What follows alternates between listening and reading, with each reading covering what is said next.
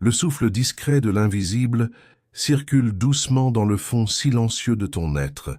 Là où ni l'agitation ni les échos mentaux n'ont leur place, existe un sanctuaire sans forme, un berceau d'immobilité profonde, où la vérité n'a pas besoin d'être cherchée, car elle se dévoile comme une eau paisible qui descend tranquillement jusqu'à l'océan. Insensible aux exigences humaines, la vie suit son cours, sans forcer, sans urgence, et ce n'est qu'en cessant de lutter contre ce flot naturel que tu reconnais enfin cette force tranquille qui t'a toujours porté. Dès que tu as appris à nommer les choses, on t'a fait croire que comprendre c'était décortiquer, que savoir c'était empiler des réponses. Mais la vraie clarté ne surgit pas dans l'effort, mais dans le relâchement. Elle ne jaillit pas des cris de l'analyse, mais du repos du cœur. Ce que tu cherches ne se niche pas dans les pensées elles-mêmes, mais entre elles, dans ce vide vivant où l'essence murmure librement. Le vent ne demande jamais. S'il peut souffler, le soleil n'attend pas qu'on le valide pour offrir sa lumière. De la même façon, la vérité s'invite dès que tu cesses de la traquer. Elle ne se conquiert pas, elle se permet. Tu as cru que progresser, c'était lutter. Mais la graine ne force rien, elle se laisse porter. Elle se rend à ce qui la traverse et ton âme aussi s'ouvre dès l'instant où tu renonces à contrôler pour simplement laisser la vie parler à travers toi. La paix n'est pas l'absence de son, c'est la reconnaissance que les bruits ne sont pas ton identité. C'est savoir être là, sans courir après chaque pensée qui vient et qui passe. Ce silence que tu redoutes n'est pas un vide froid, mais un seuil sacré, un passage vers le grand tout, vers cette danse constante que l'univers t'offre depuis toujours. Il suffit de t'arrêter un peu plus longtemps pour la voir.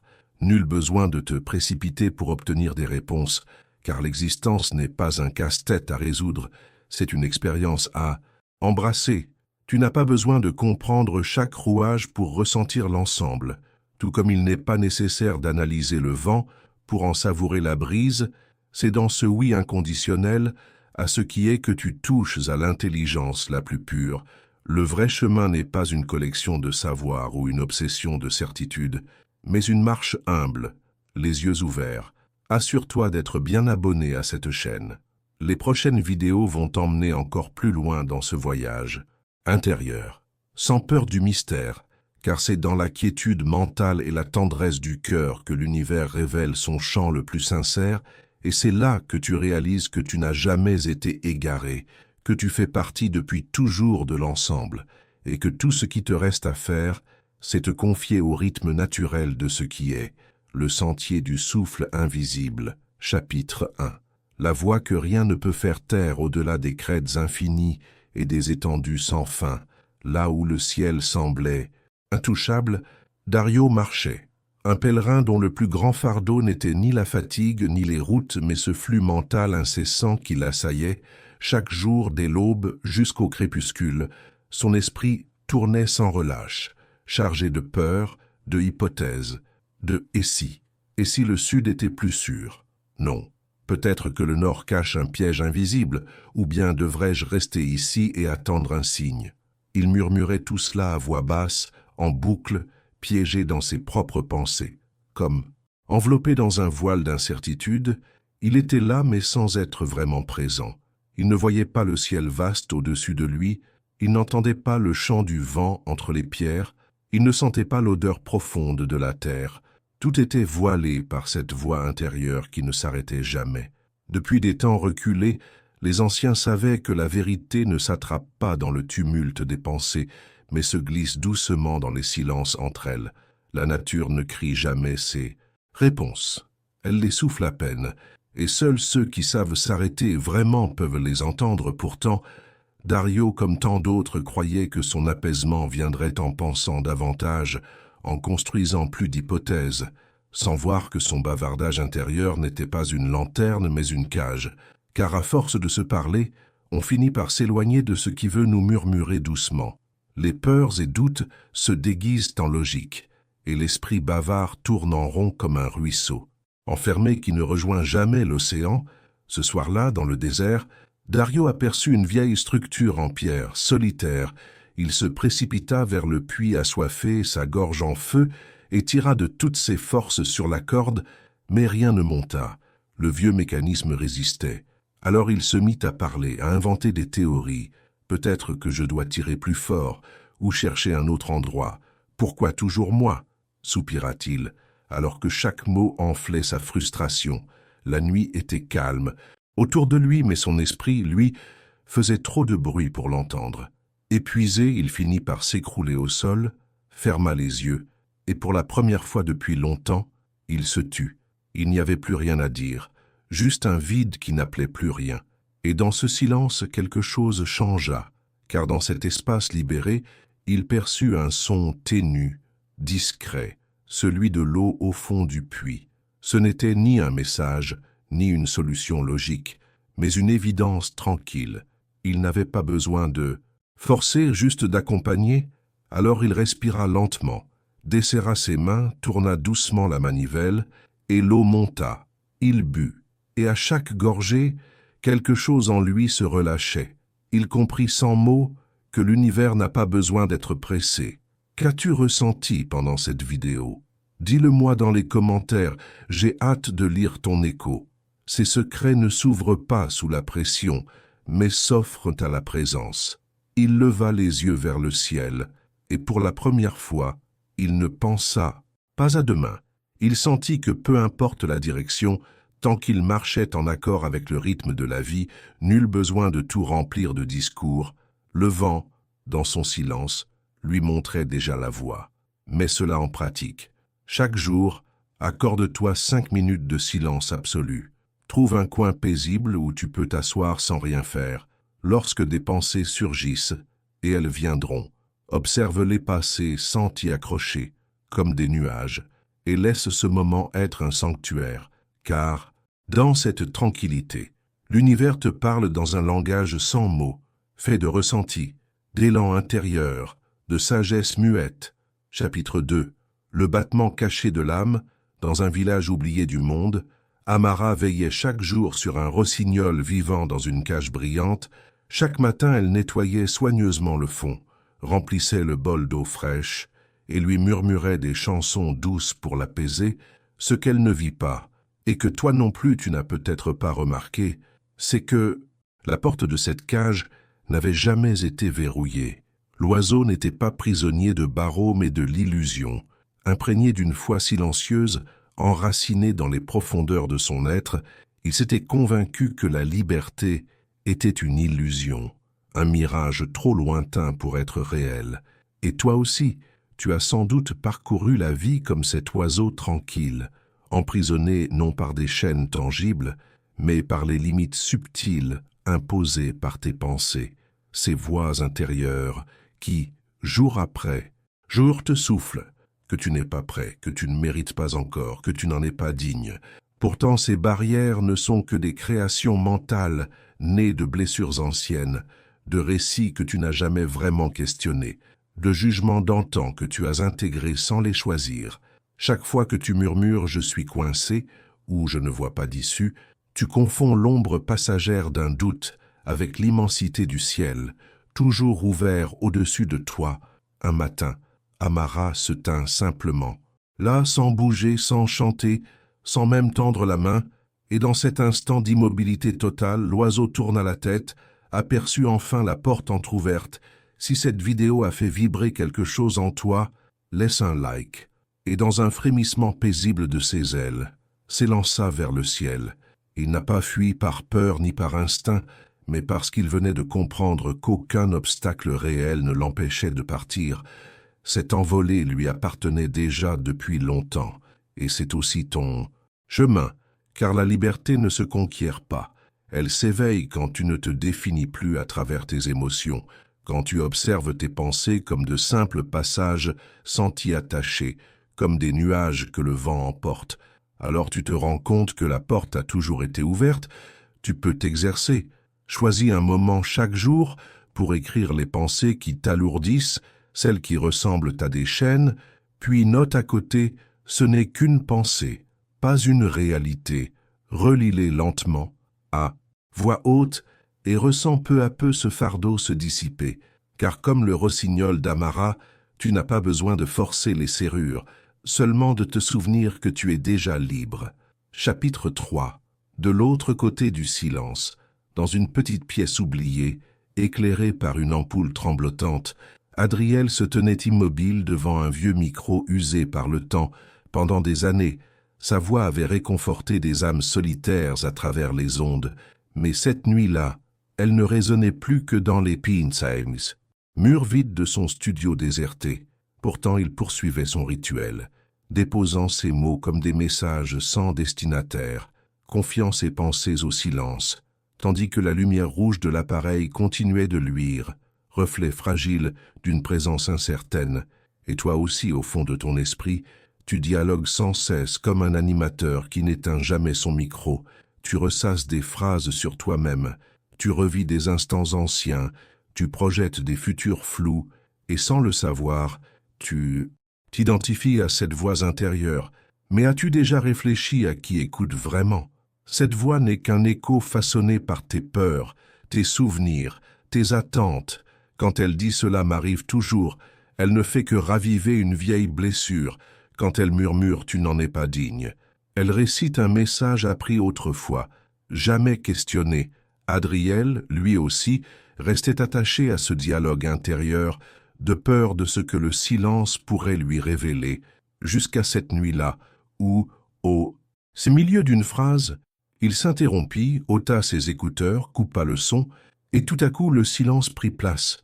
Mais dans ce vide naissant, il entendit autre chose, le souffle discret de l'air, le craquement du plancher, le rythme apaisant de son propre cœur, et là il comprit que la vie, en réalité, ne s'était jamais tue. Trop absorbé par le vacarme de ses propres pensées, il ne remarquait pas que le monde extérieur attendait patiemment qu'il s'ouvre à lui. Et c'est peut-être aussi ton histoire. Il n'est pas nécessaire de faire taire ton esprit de force ou de lutter contre chaque pensée. Il suffit de reconnaître que cette voix dans ta tête, ce flot incessant, ce n'est pas toi. Dès que tu prends un pas de recul, quelque chose de plus vaste devient visible. Une présence paisible, le silence du moment, une conscience claire et constante qui n'a jamais cessé de t'accompagner. Exerce-toi ainsi. Chaque fois que tu prends conscience que ton mental parle encore, pose-toi cette simple question. Suis-je cette voix qui parle ou suis-je celui qui écoute en silence derrière? Ce petit geste peut suffire à t'ouvrir à la vérité. Tu n'es pas les mots, tu es l'espace immense qui les contient. Chapitre 4. Là où murmurent les collines oubliées, dans une vallée secrète cachée entre des sommets anciens que le vent effleurait doucement en emportant avec lui les récits d'un autre temps, vivait Adéla. Elle était venue là, croyant chercher des réponses, mais ce qu'elle rencontra, d'abord fut l'écho de sa propre voix. Chaque matin, elle escaladait un grand rocher usé par les âges, se plaçait face à l'immensité et y déposait ses souhaits les plus profonds, croyant que la montagne allait lui offrir une révélation. Mais chaque appel recevait une réponse étrange. « Je veux découvrir ma voix », disait-elle avec force. « Et si tu ne la découvrais jamais ?» répondait le vent. « Je rêve de créer quelque chose d'unique », lançait-elle avec espoir. « Qui penses-tu être pour cela ?» « Taz, répliquait l'écho. Ces réponses la remplissaient de désarroi. Était-ce le monde qui lui renvoyait ses craintes, ou bien la nature elle-même devenait-elle le reflet cruel de ses insécurités? Peu à peu, le doute érigea une barrière entre elle et sa propre vérité. Un jour, alors qu'elle marchait dans le village voisin, un vieil homme l'observa avec tendresse. « Que ressens-tu quand tu cries à la montagne ?» lui demanda-t-il. « J'ai peur, » répondit-elle d'une voix brisée. « Je déverse mes rêves et elle me renvoie mes angoisses. » Le vieil homme hocha la tête, comme s'il connaissait ce dialogue depuis toujours. Il lui proposa de le suivre jusqu'au bord d'un ruisseau limpide. Avec une branche, il effleura la surface de l'eau. Aussitôt, le reflet d'Adéla s'altéra, se déforma, puis sembla disparaître. « Voilà l'esprit, » dit-il calmement. « Lorsqu'on y déverse ses peurs, ses doutes, ses jugements, tout se trouble. Mais si tu le laisses en paix, si tu lui rends sa clarté, alors le vrai reflet apparaît. » Ce jour-là, Adéla comprit. Ce n'était pas la montagne qui parlait durement, mais sa propre voix filtrée par ses incertitudes. Le lendemain, elle gravit de nouveau le rocher, Mais cette fois, elle ne parla pas. Elle resta là, les yeux fermés, sentant le vent effleurer sa peau, le soleil réchauffer ses épaules, la terre vibrait doucement sous ses pieds. Elle n'attendait plus de réponse. Elle ressentait. Et dans ce ressenti, tout était dit. Quand enfin elle prononça quelques mots, sa voix avait changé. Ce n'était plus un cri d'attente, ni une supplication, mais une simple affirmation douce. « Je suis prête ». L'écho, cette fois, ne répondit pas, parce qu'il n'y avait rien à renvoyer. La montagne n'avait jamais été contre elle. Elle était seulement le miroir de ce qu'elle portait en elle. Exercice sacré. Si un jour tu sens que le monde te renvoie des doutes quand tu oses rêver, arrête-toi. Trouve un lieu paisible. Ferme les yeux. Pose ta main sur ton cœur. Demande-toi avec sincérité, ce doute que je ressens, est-ce une vérité profonde ou simplement le reflet de mes peurs anciennes? Écoute, sans chercher à forcer. Parfois, le silence détient les réponses que 1000 mots ne sauront jamais offrir. Chapitre 5. La carte et la rivière, dans un pays façonné par les flots et le vent, vivait Eliane, un cartographe passionné par l'idée de tout comprendre, de tout tracer, de tout contenir dans des lignes et des formes. Pendant des années, il avait parcouru montagnes, collines, plaines des vallées, dessinant chaque sentier, chaque source, chaque recoin du paysage, espérant un jour tout figer, tout maîtriser. Son cœur trouvait une étrange paix dans l'ordre, dans la certitude, dans l'idée que rien ne pourrait plus le surprendre, que chaque détour serait anticipé. Un après-midi, assis sur un rocher près d'une rivière, il ouvrit sa dernière carte, fruit de tant de jours de mesure et d'observation. Mais ce qu'il allait vivre ce jour-là ne figurait sur aucun tracé. Il passait ses journées à tracer les moindres détails du monde, mesurant les distances, notant chaque point de repère, comme s'il voulait enfermer le vivant dans une carte figée. Pourtant, quelque chose l'agaçait profondément. Chaque fois qu'il revenait à un lieu qu'il pensait avoir capturé, tout avait changé. Les sentiers s'étaient déplacés. La jungle avait repris ses droits.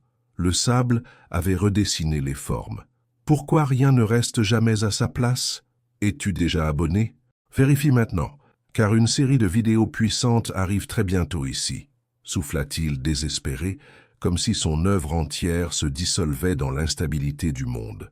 Alors qu'il luttait intérieurement contre cette impermanence, une vieille femme, qu'il observait discrètement depuis la berge, s'approcha de lui. Ses yeux brillaient d'une sagesse tranquille, et ses gestes semblaient en harmonie avec la respiration de la terre. « Dis-moi, jeune homme, que vois-tu là devant toi ?» lui demanda-t-elle doucement. Eliane releva la tête. « Une rivière », répondit-il sans hésitation. Elle sourit, puis secoua la tête avec bienveillance. « Ce que tu regardes n'est pas la rivière, ce n'est que l'eau qui coule à cet instant. Si tu reviens demain, ce ne sera plus le même courant. La rivière ne cesse de se transformer, et pourtant, elle reste rivière. » Ces mots résonnèrent en lui comme une révélation silencieuse. Il baissa les yeux vers sa carte, caressa la surface du papier et comprit que ces lignes, ces repères, ces frontières tracées avec tant de soin ne pourraient jamais contenir l'essence mouvante de la vie. L'existence n'était pas un plan figé, mais un flot perpétuel, une danse d'instants toujours neufs. Cette nuit-là, alors que le ciel se teintait d'ocre et que le vent soufflait doucement sur sa peau, Eliane fit un geste inattendu. Il rassembla toutes ses cartes, ses précieuses œuvres, et y mit le feu. Les flammes s'élevèrent, avalant les chemins dessinés, les courbes étudiées, les limites imposées. Pour la première fois depuis des années, il ne ressentit ni panique ni perte. Il se sentit libre, comme allégé d'un poids invisible. Il comprit qu'il n'avait pas besoin de prédire chaque détour, que le chemin lui-même se dévoilerait à mesure qu'il marcherait. Le lendemain matin, il partit sans plan, sans destination précise, laissant ses pas le guider. Il avançait non pour contrôler, mais pour expérimenter. Et dans ce lâcher-prise, il trouva ce qu'aucune carte ne lui avait jamais montré, la sensation pure d'exister, rituel du courant vivant. Prends une feuille de papier et écris ce que tu t'efforces encore de maîtriser dans ta vie. Tiens-la dans tes mains, ferme les yeux et prononce cette phrase. Je choisis de faire confiance au mouvement naturel de la vie. Je n'ai pas besoin de tout contrôler. Ce qui est juste viendra en temps voulu. Puis brûle ce papier ou laisse-le s'envoler au vent. Sens en toi le relâchement subtil. Et dans les jours à venir, observe comment la vie commence à t'orienter autrement. Chapitre 6. Le vent et les chemins invisibles. Dans une contrée changeante, où les cours d'eau redessinent la terre sans prévenir et où le vent chante entre les dunes, Samuel déployait ses rouleaux sur le sable chaud. Ses doigts traçaient des chemins, mesuraient des distances, fixaient des repères comme s'il croyait qu'en comprenant les lois du monde, il pourrait en maîtriser le destin. Mais le sable, joueur et indomptable, effaçait chaque tracé. Les itinéraires s'évanouissaient, les formes se modifiaient, et chaque jour il recommençait, convaincu qu'un jour il réussirait à tout stabiliser. Pourtant, plus il s'acharnait à imposer son ordre, plus tout autour de lui devenait flou. Les étoiles, autrefois fiables, semblaient se déplacer. Les vents, qu'il pensait réguliers, changeaient sans prévenir. Même le sol sous ses pieds semblait se moquer de ses plans. Tu as peut-être fait comme lui, essayé de dessiner ta vie avec des lignes strictes, penser qu'en prévoyant chaque étape tu pourrais éviter la douleur, l'échec ou l'inconnu. Mais la vie n'obéit pas à nos plans, elle suit son propre rythme, fait partie d'un mystère plus vaste que nous. Un soir, à bout de souffle, Samuel alluma un feu sous les étoiles. Il regarda les flammes danser dans la brise, puis sortit ses cartes usées par le vent et le temps. Une à une, il les jeta dans le feu. D'abord, la peur l'envahit. Il avait l'impression de tout perdre. Son orientation, sa sécurité, son pouvoir. Mais à mesure que la fumée s'élevait, quelque chose de paisible s'éveillait en lui. Il comprit que la vraie carte était en lui. Sous la lueur calme des étoiles, un changement s'opéra en lui. Pour la première fois, Samuel observa la nuit sans chercher à y trouver des signes ou des directions. L'air qui caressait son visage ne semblait plus défier ses plans, mais lui offrait dans un souffle ancien des confidences venues d'ailleurs. Il ferma les yeux et, dans ce silence vaste, quelque chose d'invisible lui parla sans mots. Le sentier ne s'est jamais dessiné sur tes parchemins, il s'est toujours trouvé dans ton cœur. Lorsque le matin se leva, Samuel poursuivit sa route, sans carte, sans crainte, sans cette résistance qui l'avait si longtemps habité. Chaque pas, chaque choix devenait un acte de foi. Il n'avait pas renoncé à son destin, il avait simplement compris qu'il ne pouvait être contrôlé, mais seulement accueilli. Exercice de l'abandon.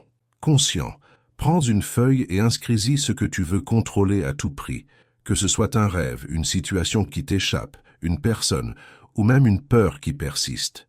Une fois écrit, tiens cette feuille dans tes deux mains et prononce « Je laisse la vie me guider, je fais confiance à ce chemin invisible qui sait mieux que moi. » Quand tu sentiras que c'est le bon moment, laisse ce papier s'envoler ou brûle-le dans une flamme douce. Ressens le relâchement, puis observe dans les jours suivants si les choses commencent à se mouvoir différemment autour de toi. Chapitre 7. Le langage du silence. Dans un petit hameau bercé par le tintement des cloches et le bruissement des arbres, Aldo passait ses journées dans son atelier, au mur de bois, entouré d'outils patinés par le temps. Ses mains, creusées par les années, manipulaient avec précision de minuscules pièces de métal, ajustant les rouages d'anciennes horloges avec la minutie de celui qui croit que chaque seconde peut être domptée. Depuis plus de 40 ans, il croyait que contrôler le temps, c'était maîtriser la vie.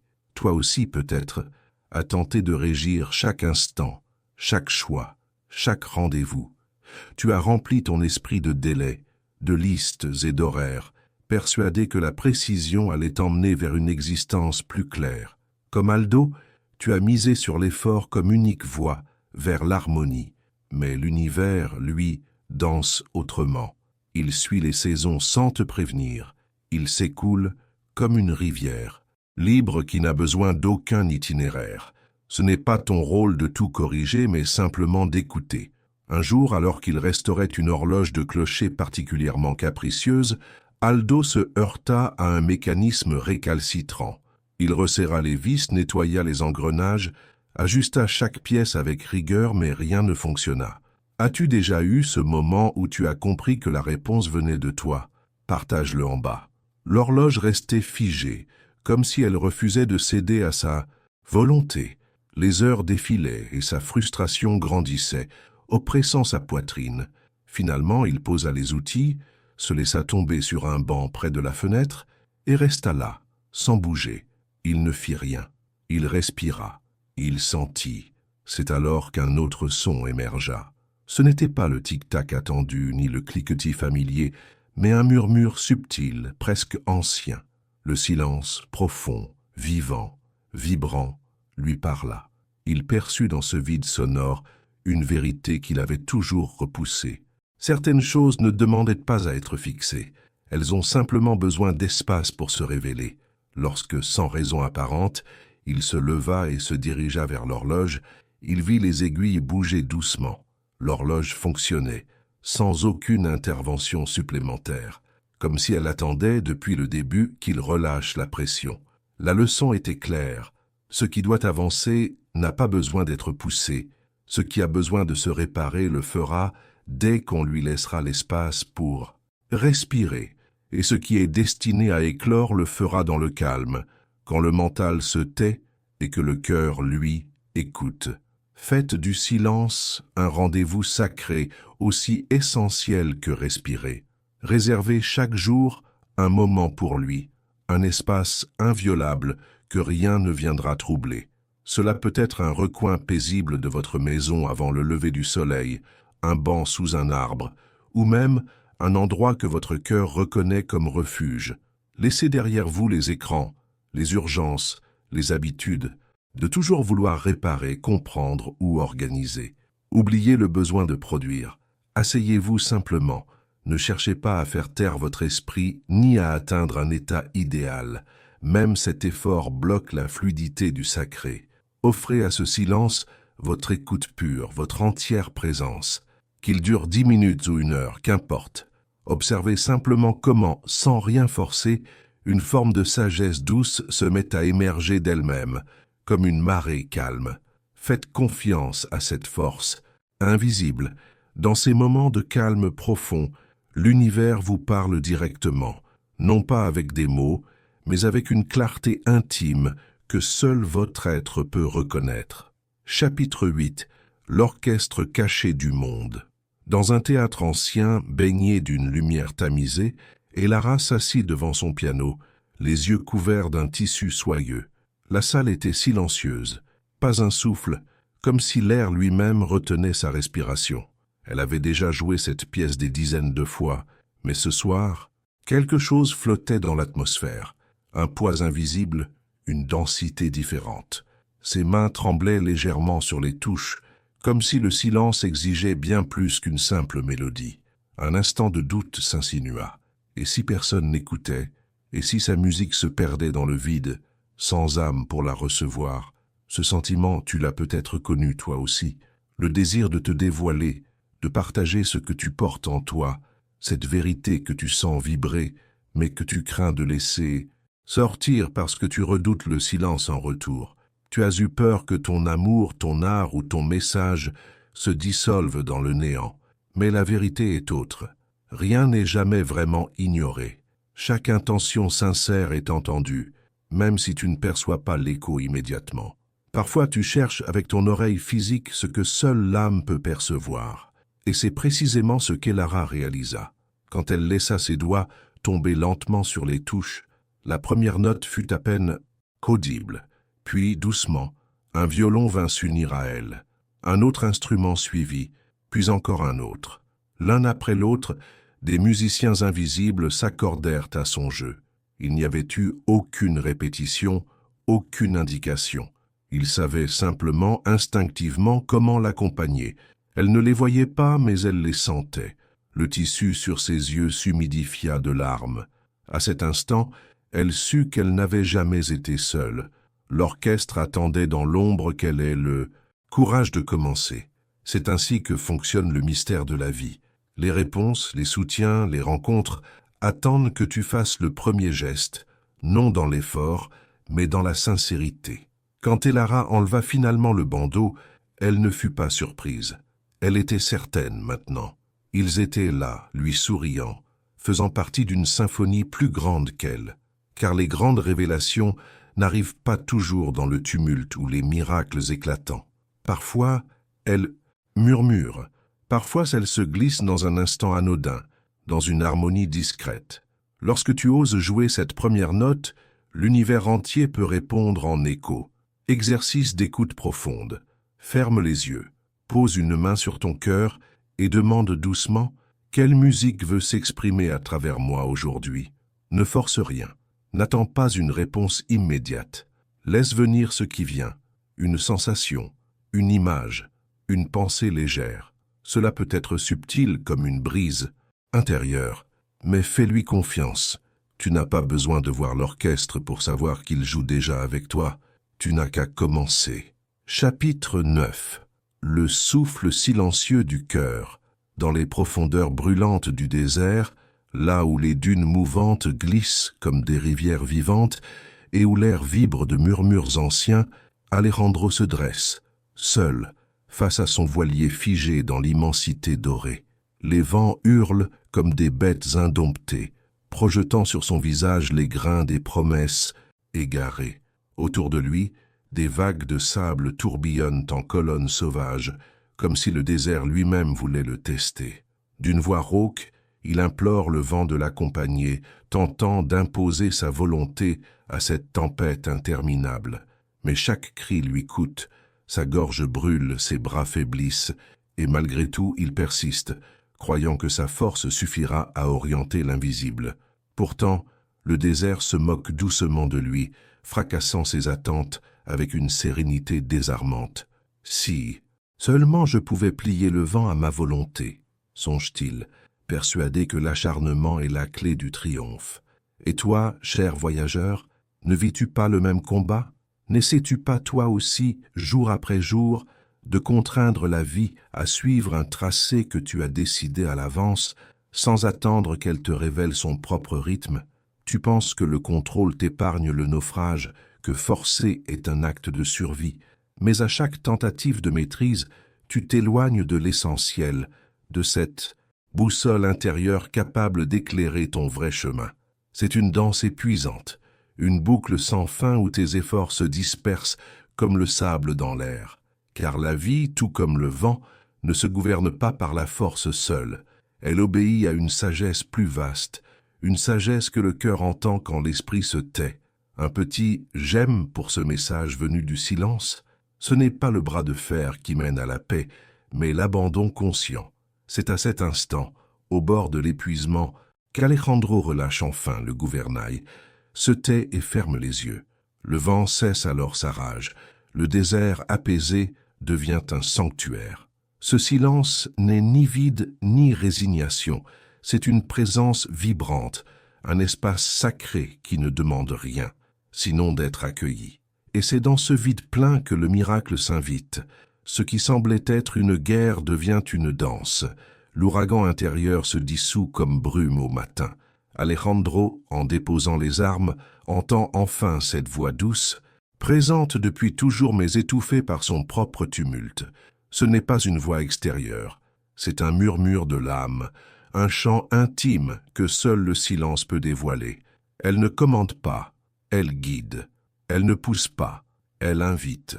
Pour l'entendre, il fallait tout relâcher, le besoin de dominer, de comprendre, de diriger. C'est là, dans le lâcher-prise, que l'univers commence à dialoguer. Ce que tu cherches n'a jamais été à l'extérieur de toi, ni dans les luttes, ni dans les victoires. Imposé, c'est dans l'acte sacré de se rendre, de faire confiance à ce courant invisible qui connaît la mer mieux que le navigateur. Alejandro découvre que la tempête n'était pas un obstacle, mais un miroir, et que le vent, loin d'être un ennemi, le portait depuis le début vers une version plus haute de lui-même. Toi aussi, lorsque le tumulte t'engloutit, rappelle-toi, La force véritable ne réside pas dans la résistance, mais dans l'accord profond avec le rythme du vivant. Abandonne-toi, ferme les yeux, respire. Le vent t'attendait. Dans l'œil du cyclone, lorsque le vent rugit comme une bête indomptable, lorsque les vagues déchaînées frappent sans relâche les falaises ou que les bourrasques tourmentent les cimes silencieuses, prends un instant pour écouter ce chaos. Dans quelle sphère de ton existence luttes-tu encore contre ce qui est naturel? Où cherches-tu à contrôler ce qui devrait simplement s'écouler? Ferme les yeux. Place tes mains au centre de ta poitrine, là où tout commence, et dis avec confiance « Je n'ai plus besoin de me battre. Je dépose le poids du contrôle et j'accueille pleinement la direction sacrée de la vie. » Autorise-toi à demeurer là, sans rien modifier, sans courir, sans vouloir réparer. Reste dans l'instant. Respire profondément et laisse ton souffle t'unir à cette force invisible, pareille à une brise subtile, qui doucement te pousse dans la direction exacte où ton âme a soif d'aller. N'oublie pas que vouloir tout maîtriser est une illusion humaine. La sagesse authentique émerge dans le lâcher-prise, dans cette capacité rare à se déposer dans l'instant, dans la clarté du calme intérieur. Chapitre 10. Le seuil du silence. Au cœur d'un ancien sanctuaire oublié, entre des colonnes érodées par le temps et des murs recouverts d'inscriptions effacées, un silence profond semble chuchoter des secrets depuis longtemps cachés. Les pierres, imprégnées de mémoire ancienne, vibrent d'une énergie dense et mystérieuse. Véronique y marche, lentement, attentive à chaque son, à chaque frémissement d'ombre. Elle laisse ses doigts glisser sur les tapisseries suspendues, sentant la texture rugueuse de leurs fibres vieillies, comme si chaque fil racontait un fragment de légende. Pourtant, elle ne trouve pas ce qu'elle cherche. Une sensation persistante d'absence la hante, comme si une vérité s'effaçait à chaque pas. Année après année, elle a tout exploré. Les coins sombres, les fresques anciennes, les objets sacrés, les symboles, perdus, toujours à la poursuite d'une réponse qui se dérobe. Rien ne s'ouvre. Chaque piste semble prometteuse, puis s'évanouit dans le néant. La sagesse paraît distante, irréelle, toujours hors d'atteinte. Elle s'est convaincue que comprendre demande un effort constant, que les mystères se méritent à force de volonté. Elle s'est battue contre elle-même, contre le silence, pensant que tout se gagne par persévérance. Et toi aussi, peut-être, as-tu cru que chercher suffisait, que plus tu creusais, plus tu découvrirais. Mais l'univers, avec son infinie bienveillance, détient une vérité plus fine, plus subtile, une vérité qui ne se crie pas, mais qui souffle tout bas à travers le temps. Ce que tu poursuis ardemment te cherche aussi en silence. Clique sur s'abonner si ce n'est pas déjà fait. Le prochain épisode pourrait changer ta manière de voir la vie. Un jour, épuisée par ses tentatives, Véronique se laisse tomber dans un coin isolé du temple. Elle ne pense plus, elle ne demande plus, et c'est alors dans cet espace vide entre deux pensées que l'impensable se produit. Une lumière douce, presque invisible, commence à luire dans un recoin de la pièce, à un endroit qu'elle avait traversé 1000 fois sans le voir. Surprise, elle s'approche et découvre une petite porte finement sculptée, dissimulée dans la pierre. Jamais elle ne l'avait remarquée.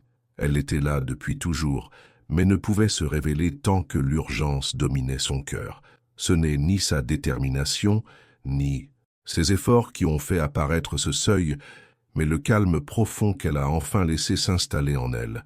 Elle tente d'ouvrir la porte avec la même force que celle utilisée dans sa quête, mais au lieu de s'ouvrir, la porte disparaît. Ce seuil n'est pas un obstacle à franchir par volonté.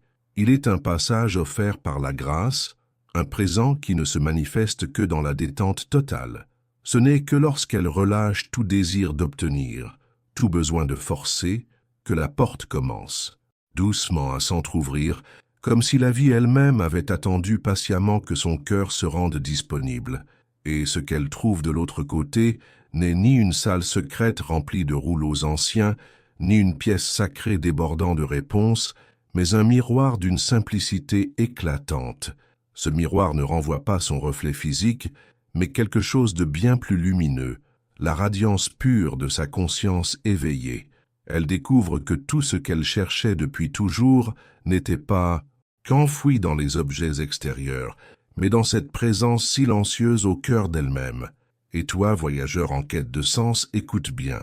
Les vérités profondes ne se révèlent pas dans la tension ou dans le mouvement incessant. Elles se dévoilent lorsque tu te permets de simplement être. Lorsque Véronique cesse enfin de chercher, la lumière s'offre à elle, sans bruit, sans effort, comme si elle attendait en silence que son regard intérieur s'ouvre enfin. Ce moment n'est pas une récompense, c'est une reconnexion. Ce que tu espérais tant découvrir à l'extérieur t'attend, depuis toujours, dans la clarté de ton propre silence. Souviens-toi, le seuil ne s'ouvre pas par la lutte, mais par la paix. La vie, dans sa sagesse silencieuse, attendait patiemment que Véronique ralentisse vraiment, qu'elle s'arrête longtemps, assez longtemps, pour enfin permettre à l'invisible de pénétrer. Et lorsque ce seuil s'ouvre devant elle, ce qu'elle découvre de l'autre côté n'a rien à voir avec ce qu'elle avait imaginé. Ce n'est ni une chambre cachée pleine de volumes anciens, ni un sanctuaire empli de réponses écrites à l'encre d'or. Ce qu'elle trouve est d'une simplicité presque irréelle, un miroir. Pas un miroir ordinaire, mais un éclat pur, limpide, un reflet qui ne montre ni visage, ni âge, ni accomplissement. Ce qu'elle voit, c'est une lumière vibrante, la radiance de sa propre conscience éveillée. Ce moment est un écho profond de ton propre parcours. Toi qui cherches, sans cesse, tu découvriras peut-être un jour que les réponses ne résident pas dans le tumulte des actions répétées, mais dans la douceur silencieuse d'être simplement là. Quand Véronique lâche enfin la quête, quand elle s'offre le droit d'exister sans chercher, ce dont elle avait véritablement besoin lui est offert sans effort. La paix qu'elle espérait tant, la clarté qu'elle croyait perdue, se révèlent, comme si elles attendaient seulement que son agitation cesse. Les réponses n'émergent pas de la pression, mais de l'abandon à ce qui a toujours été présent, patient, prêt à être reconnu. Exercice. Se relier à l'infini. Trouve un lieu paisible, un endroit protégé où le tumulte du monde extérieur ne peut venir troubler ton moment sacré. Assieds-toi avec douceur, prends le temps de bien t'installer. Ferme les yeux, inspire lentement, profondément. Laisse ton corps s'assouplir à chaque souffle et expire avec la même tendresse. Visualise un stylo dans ta main, une feuille blanche posée devant toi. Commence à écrire une lettre, non pour demander ni pour espérer quelque chose de précis, mais simplement pour exprimer ta reconnaissance. Remercie pour l'air qui remplit tes poumons, pour la terre sous tes pieds, pour les étoiles qui veillent la nuit sur ton chemin. Laisse les mots s'écouler librement, comme un ruisseau fluide dans la vallée, sans retenue, sans barrière, en ayant foi dans le mouvement naturel de ce que tu exprimes. Quand tu auras terminé, pose doucement le stylo et reste assis, tranquille. Respire à nouveau plus lentement encore et autorise-toi à sentir l'espace intérieur se remplir d'une sagesse ancienne, d'un savoir enfoui depuis toujours. Ne cherche rien, ne force rien, laisse venir ce qui doit venir. Dans cette ouverture, tu ressentiras peut-être une présence subtile autour de toi, la présence de l'univers qui a toujours été là. Prends conscience que ce que tu cherchais, en réalité, t'attendait. Et dans ce moment sacré, tu peux enfin te reposer dans cette compréhension. Raconte-moi un moment où le silence t'a parlé. Ce genre de partage enrichit tous ceux qui passent ici. Chapitre 11. Le silence qui murmure. Dans un vieux théâtre de pierre oublié, aux murs couverts d'ombres profondes, Sophia se tient seule, debout, au centre de la scène. Autour d'elle, l'obscurité engloutit chaque recoin, ne laissant visible que son corps illuminé par les projecteurs, une lumière chaude, mais pesante. Le prochain mot qu'elle doit prononcer semble avoir disparu de sa mémoire, fondu dans une brume intérieure qui s'évapore lentement comme le brouillard au lever du jour. Le silence devient total. Le public suspend sa respiration, dans l'attente, dans cette étrange tension. À cet instant hors du temps, quelque chose d'étrange, presque sacré, se passe. Ce n'est pas l'action qui produit le changement, mais la simple présence de Sophia. On t'a enseigné que les blancs sont des erreurs, que les silences sont des vides à combler, des signes de faiblesse ou d'échec. Mais dans chaque silence, dans chaque interruption, se cache une puissance que tu n'as peut-être jamais appris à ressentir. Quand tu es à la limite de la parole, au seuil entre le passé et l'avenir, tu touches le cœur même du présent. Cet instant suspendu est un point d'inflexion, un lieu secret où toutes les routes possibles coexistent. Ce que les autres perçoivent comme une hésitation n'est, en réalité, qu'un sol fertile où germe ta prochaine grande transformation.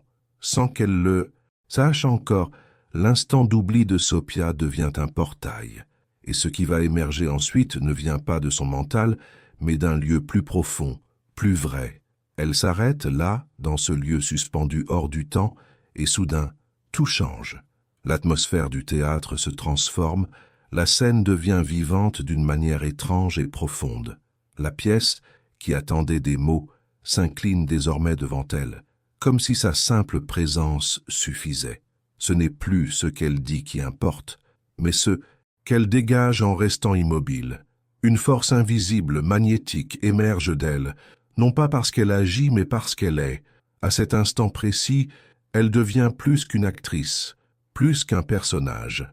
Elle devient un canal vivant, une offrande silencieuse à quelque chose d'immense, quelque chose que même les plus beaux textes ne peuvent exprimer. Son silence devient un véhicule pour l'essence de ce qui ne se dit pas. Ce qui aurait pu passer pour de l'hésitation devient une passerelle, une ouverture par laquelle circule une sagesse plus vaste, plus ancienne, plus vraie que tous les discours. L'univers, lui aussi, agit ainsi. Il ne se manifeste pas toujours dans les mots, dans les actions, dans les déclarations grandioses. Il se révèle dans les marges, dans les creux entre les pensées, dans les battements silencieux qui précèdent les décisions. Il vit dans l'espace entre ce que vous faites et ce que vous ressentez, comme cette heure juste avant l'aube, où la nuit refuse encore de partir, mais où la lumière commence déjà à naître. Chaque silence est une matrice, chaque pause contient une puissance dormante.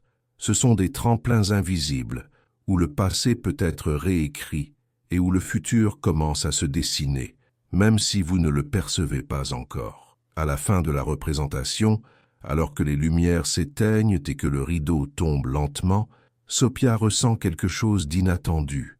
Ce moment de silence, ce qu'elle avait cru être un oubli, une absence, a touché l'assemblée plus profondément que n'importe quelle réplique. Ce n'est pas son jeu, ce n'est pas son texte, c'est ce qu'elle a permis. Dans cette immobilité, elle a ouvert un espace, et dans cet espace, quelque chose de plus grand qu'elle s'est invité. Il a traversé le théâtre, il a ému, il a transformé. Ce qui a marqué le public n'était pas visible à l'œil nu, mais ressenti dans l'âme.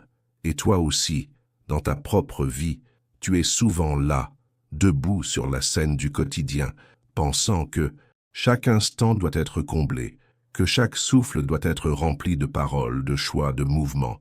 Tu crois que faire est la règle, et que ne rien faire est perte de temps, mais la vérité se cache ailleurs. L'univers te parle dans ses brèches, dans ses respirations avant d'agir, dans ces silences que tu crains. Ce sont eux qui portent la sagesse, pas les actes précipités. Ce sont ces espaces que tu dois apprendre à reconnaître comme des portails, des seuils sacrés, où ton esprit peut enfin s'aligner avec ce qui vient. À chaque fois que tu choisis de t'arrêter, ne serait-ce qu'un instant, avant de parler, avant de bouger, tu ouvres la porte à une intelligence supérieure, à une clarté qui ne vient pas de la pensée, mais de la présence pure. Ces silences ne sont pas des vides, ils sont les piliers invisibles de tout ce que tu accomplis. Même si tu ne le sais pas, ils te soutiennent. Sophia l'a compris au cœur de ce moment suspendu. Elle a ressenti que la vraie puissance ne réside pas dans la vitesse, ni dans l'action incessante, mais dans la paix qui entoure chaque geste. Et quand elle a quitté la scène, elle a compris que, bien que les gens puissent t'applaudir ce que tu fais, c'est dans le calme intérieur que tu te retrouves vraiment. C'est dans ce silence que réside ta vérité. C'est là que tu entres en contact avec ton être profond. Clique sur like si cette vibration t'a touché. Et toi aussi, cher voyageur, tu peux apprendre à faire de la place pour ces silences. Dans cette la pause entre deux respirations, dans l'immobilité juste avant d'agir, c'est là que l'univers chuchote plus fort que tous les discours. C'est dans ce souffle discret que se cache le pouvoir de transformer ta vie et d'éclairer le monde autour de toi. Exercice, le pouvoir du silence. Choisis un moment dans ta journée, juste avant une conversation importante, au milieu d'une tâche, lors d'une décision à prendre, et arrête-toi complètement. Ferme les yeux, inspire profondément, expire doucement. Autorise-toi à ne rien faire, à ne rien penser. Reste, ressens. C'est là, dans cet espace, que la sagesse que tu cherches t'attend. Répétez en vous-même, avec une pleine attention silencieuse, « J'ai confiance en cette pause sacrée ». Que votre prochain geste ne naisse ni d'une impulsion automatique, ni d'une urgence dictée par l'habitude, mais d'une sagesse lente et profonde, puisée dans le silence qui précède l'action. Observez alors votre prochaine étape, émergez doucement, avec élégance, alignez parfaitement avec le moment juste. Chapitre 12. Le pouvoir d'être. Aux premières lueurs d'un matin pâle, au sommet d'une vallée tapissée de brumes épaisses, Ishmaël restait figé, debout dans l'humidité paisible de l'aube. Son appareil photo pendait mollement à son épaule, inutilisé. Pendant des années, il avait pourchassé l'image parfaite, organisant chaque angle, calculant chaque ombre avec la rigueur d'un ingénieur de la lumière. Sa précision mentale dirigeait ses gestes comme une partition millimétrée. Mais avec le temps, il constata que les clichés qui le touchaient au plus profond ne venaient jamais de ses efforts scrupuleux. Ils surgissaient, sans prévenir, dans les instants où il abandonnait toute stratégie et se laissait simplement traverser par le moment. Toi aussi, tu as voulu bâtir ta vie comme une œuvre calculée, croyant que tout devait être planifié à la perfection. Tu as appris à te positionner avec méthode, pensant que contrôler chaque détail était la voie vers la réussite. Tu as structuré chaque action comme une brique placée sur un plan rigide. Mais la puissance authentique de la création ne se révèle pas dans la maîtrise ni dans la pression. Elle jaillit lorsque tu t'effaces, que tu cesses de pousser et que tu te fondes pleinement dans l'instant. C'est là que le miracle se produit. Ta fréquence change. Tu cesses de diriger et tu deviens vision. L'univers, alors, te voit. Un matin d'automne, Ishmaël contempla un arbre dont les feuilles se détachaient lentement, glissant dans l'air avec grâce. En observant ce balai fragile, il sentit son souffle s'unir au balancement des branches. Dans cette présence entière, sa conscience s'élargit. Il ne tenait plus un appareil, il ne capturait plus une scène. Il devenait l'espace dans lequel le temps et la lumière fusionnaient. La photo qu'il prit ce jour-là ne montrait pas seulement la beauté visuelle de l'instant, elle vibrait d'une énergie profonde, comme si la vie elle-même s'était offerte à travers l'objectif. En revisitant ses anciennes prises, Ishmaël comprit ce qu'il n'avait jamais vu auparavant. Les clichés les plus puissants, les plus vivants, ne venaient pas de ses compétences techniques, mais des moments où il cessait d'être photographe. Lorsque son ego s'éclipsait, que le besoin de réussite disparaissait, une autre force entrait en scène. La créativité ne naissait pas de la volonté, mais du relâchement. Le divin ne traverse pas l'effort, mais la disponibilité. Quand il cessa de vouloir tout diriger, la magie commença à se répandre. Fluide, naturel. Toi aussi tu peux accéder à cet état. Lorsque tu t'autorises à ne rien contrôler, lorsque tu redeviens observateur de la vie plutôt qu'architecte de chaque seconde, c'est là que les merveilles s'offrent à toi. Ta présence devient la lentille par laquelle l'univers projette sa lumière. Ce n'est pas en forçant que la créativité vient, mais en te rendant disponible à ce qui est déjà là. Pratique. Le pouvoir de présence. Chaque jour, accorde-toi une pause, une seule, peu importe le moment, avant de parler, au milieu d'une tâche, juste avant une décision. Arrête tout, respire, Ressens le poids de ton corps contre la terre, l'air effleurant ta peau, le rythme apaisé de ta respiration. Fais-le sans te juger. Ne cherche rien. Répète en toi « Je suis là ». Cette simple phrase ne commande pas. Elle rappelle, elle ramène, elle ouvre. Reconnais ton existence, ta connexion à tout ce qui est vivant.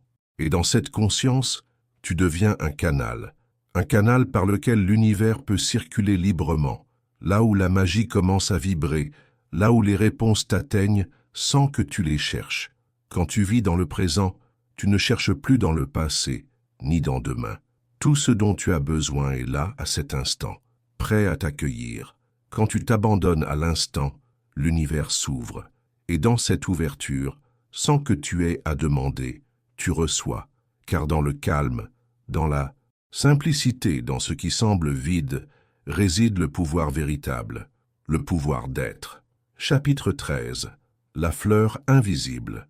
On raconte qu'une graine de lotus dorée, rare et presque mythique, possédait le pouvoir d'offrir une sagesse infinie à quiconque aurait la chance de la voir éclore. Inspiré par cette légende, Martin passait chaque jour courbé au-dessus de la terre, scrutant le même petit coin de son jardin avec espoir. Il cherchait un signe, un mouvement, une pousse naissante. Mais plus il observait, plus l'impatience le gagnait. Son cœur battait plus fort, son souffle devenait court, et chaque seconde d'attente alourdissait un peu plus son esprit. Tu connais sans doute cette sensation, ce besoin intense que tes rêves prennent vie, ce désir profond de voir tes projets fleurir, de vérifier que tes graines portent enfin leurs fruits. Mais comme Martin, tu regardes parfois ce que tu as semé avec des yeux inquiets, te demandant si la vie répond vraiment à tes efforts. Et pourtant, cette surveillance continue, ce regard figé sur le résultat attendu, crée une tension. L'obsession du résultat envoie un message silencieux mais puissant à l'univers. Je doute que cela arrive. Et c'est ce doute, même minuscule, qui devient un mur invisible entre ce que tu veux et sa réalisation. Car l'univers ne suit pas ton calendrier, il suit sa propre harmonie, son tempo sacré, une cadence naturelle, fluide, qui n'a besoin d'aucun effort pour fonctionner. Comme une graine dans la terre, qui, à l'abri des regards, germe lentement, loin du stress, loin de l'exigence. Elle ne demande ni hâte ni pression. Elle a juste besoin d'espace, de confiance, de silence. Il en est de même pour tes désirs. Ils ont besoin de paix pour grandir. Un matin, fatigué de fixer ce même point de terre sans aucun changement visible, Martin détourna son attention. Il se laissa toucher par les couleurs des autres fleurs de son jardin, le parfum des lilas, l'élégance des marguerites. Et c'est précisément dans ce moment de relâchement que la magie s'est produite. Dans le calme de son abandon, sans qu'il ne l'attende, le lotus doré apparut. Doucement, naturellement, ses pétales se déployèrent dans toute leur beauté, sans bruit, sans annonce, simplement au moment parfait. Pas lorsqu'il l'a exigé, mais lorsqu'il a lâché prise. C'est la loi invisible de la vie. Lorsqu'on cesse de vouloir forcer le cours des choses, lorsqu'on abandonne le besoin de savoir quand et comment cela viendra, la voie se dégage. Et ce qu'on espérait commence doucement à se rapprocher, non par lutte mais par résonance. La véritable magie se niche dans la confiance absolue, dans la foi en ce qu'on ne contrôle pas. Rituel. Laissez Germer. Écris sur une feuille un désir qui vit en toi, un souhait que tu portes avec tendresse, même si tu ne sais pas encore comment il se réalisera. Ferme les yeux, ressens ce désir, pas avec ta tête, mais avec ton cœur. Puis range ce papier dans un endroit spécial, comme si tu l'offrais à l'univers, sans attente précise, sans exigence. Pendant les jours qui suivent, vis comme si ce que tu as demandé était déjà en route. Ne force rien, ne visualise pas trop, ne fais pas semblant, sois juste confiant. Prends soin de ton quotidien, comme tu arroses un jardin. Ouvre-toi aux nouvelles graines que tu peux planter, sans douter qu'elles pousseront. Souviens-toi, le secret n'est pas dans le contrôle, mais dans l'accueil. Ce que tu désires n'arrive pas lorsque tu le surveilles, Mais lorsque tu sais t'abandonner au rythme naturel de la vie, et c'est là, dans cet espace de confiance tranquille, que l'univers commence à répondre, pas parce que tu insistes, mais parce que tu vibres en harmonie avec lui. Quand tu arrêtes de guetter, ce que tu veux vient à toi, non parce que tu l'as provoqué, mais parce que tu es enfin prêt à le recevoir. Chapitre 14. Le chant intérieur de l'univers.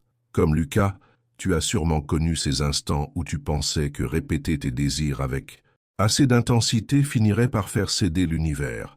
Tu croyais peut-être que crier haut et fort tes rêves suffirait à les rendre réels, comme si élever la voix pouvait forcer le destin à t'entendre. Et pourtant, plus tu insistais, plus tout semblait s'éloigner. Comme une ombre que l'on tente de saisir, plus tu poursuis, plus elle fuit.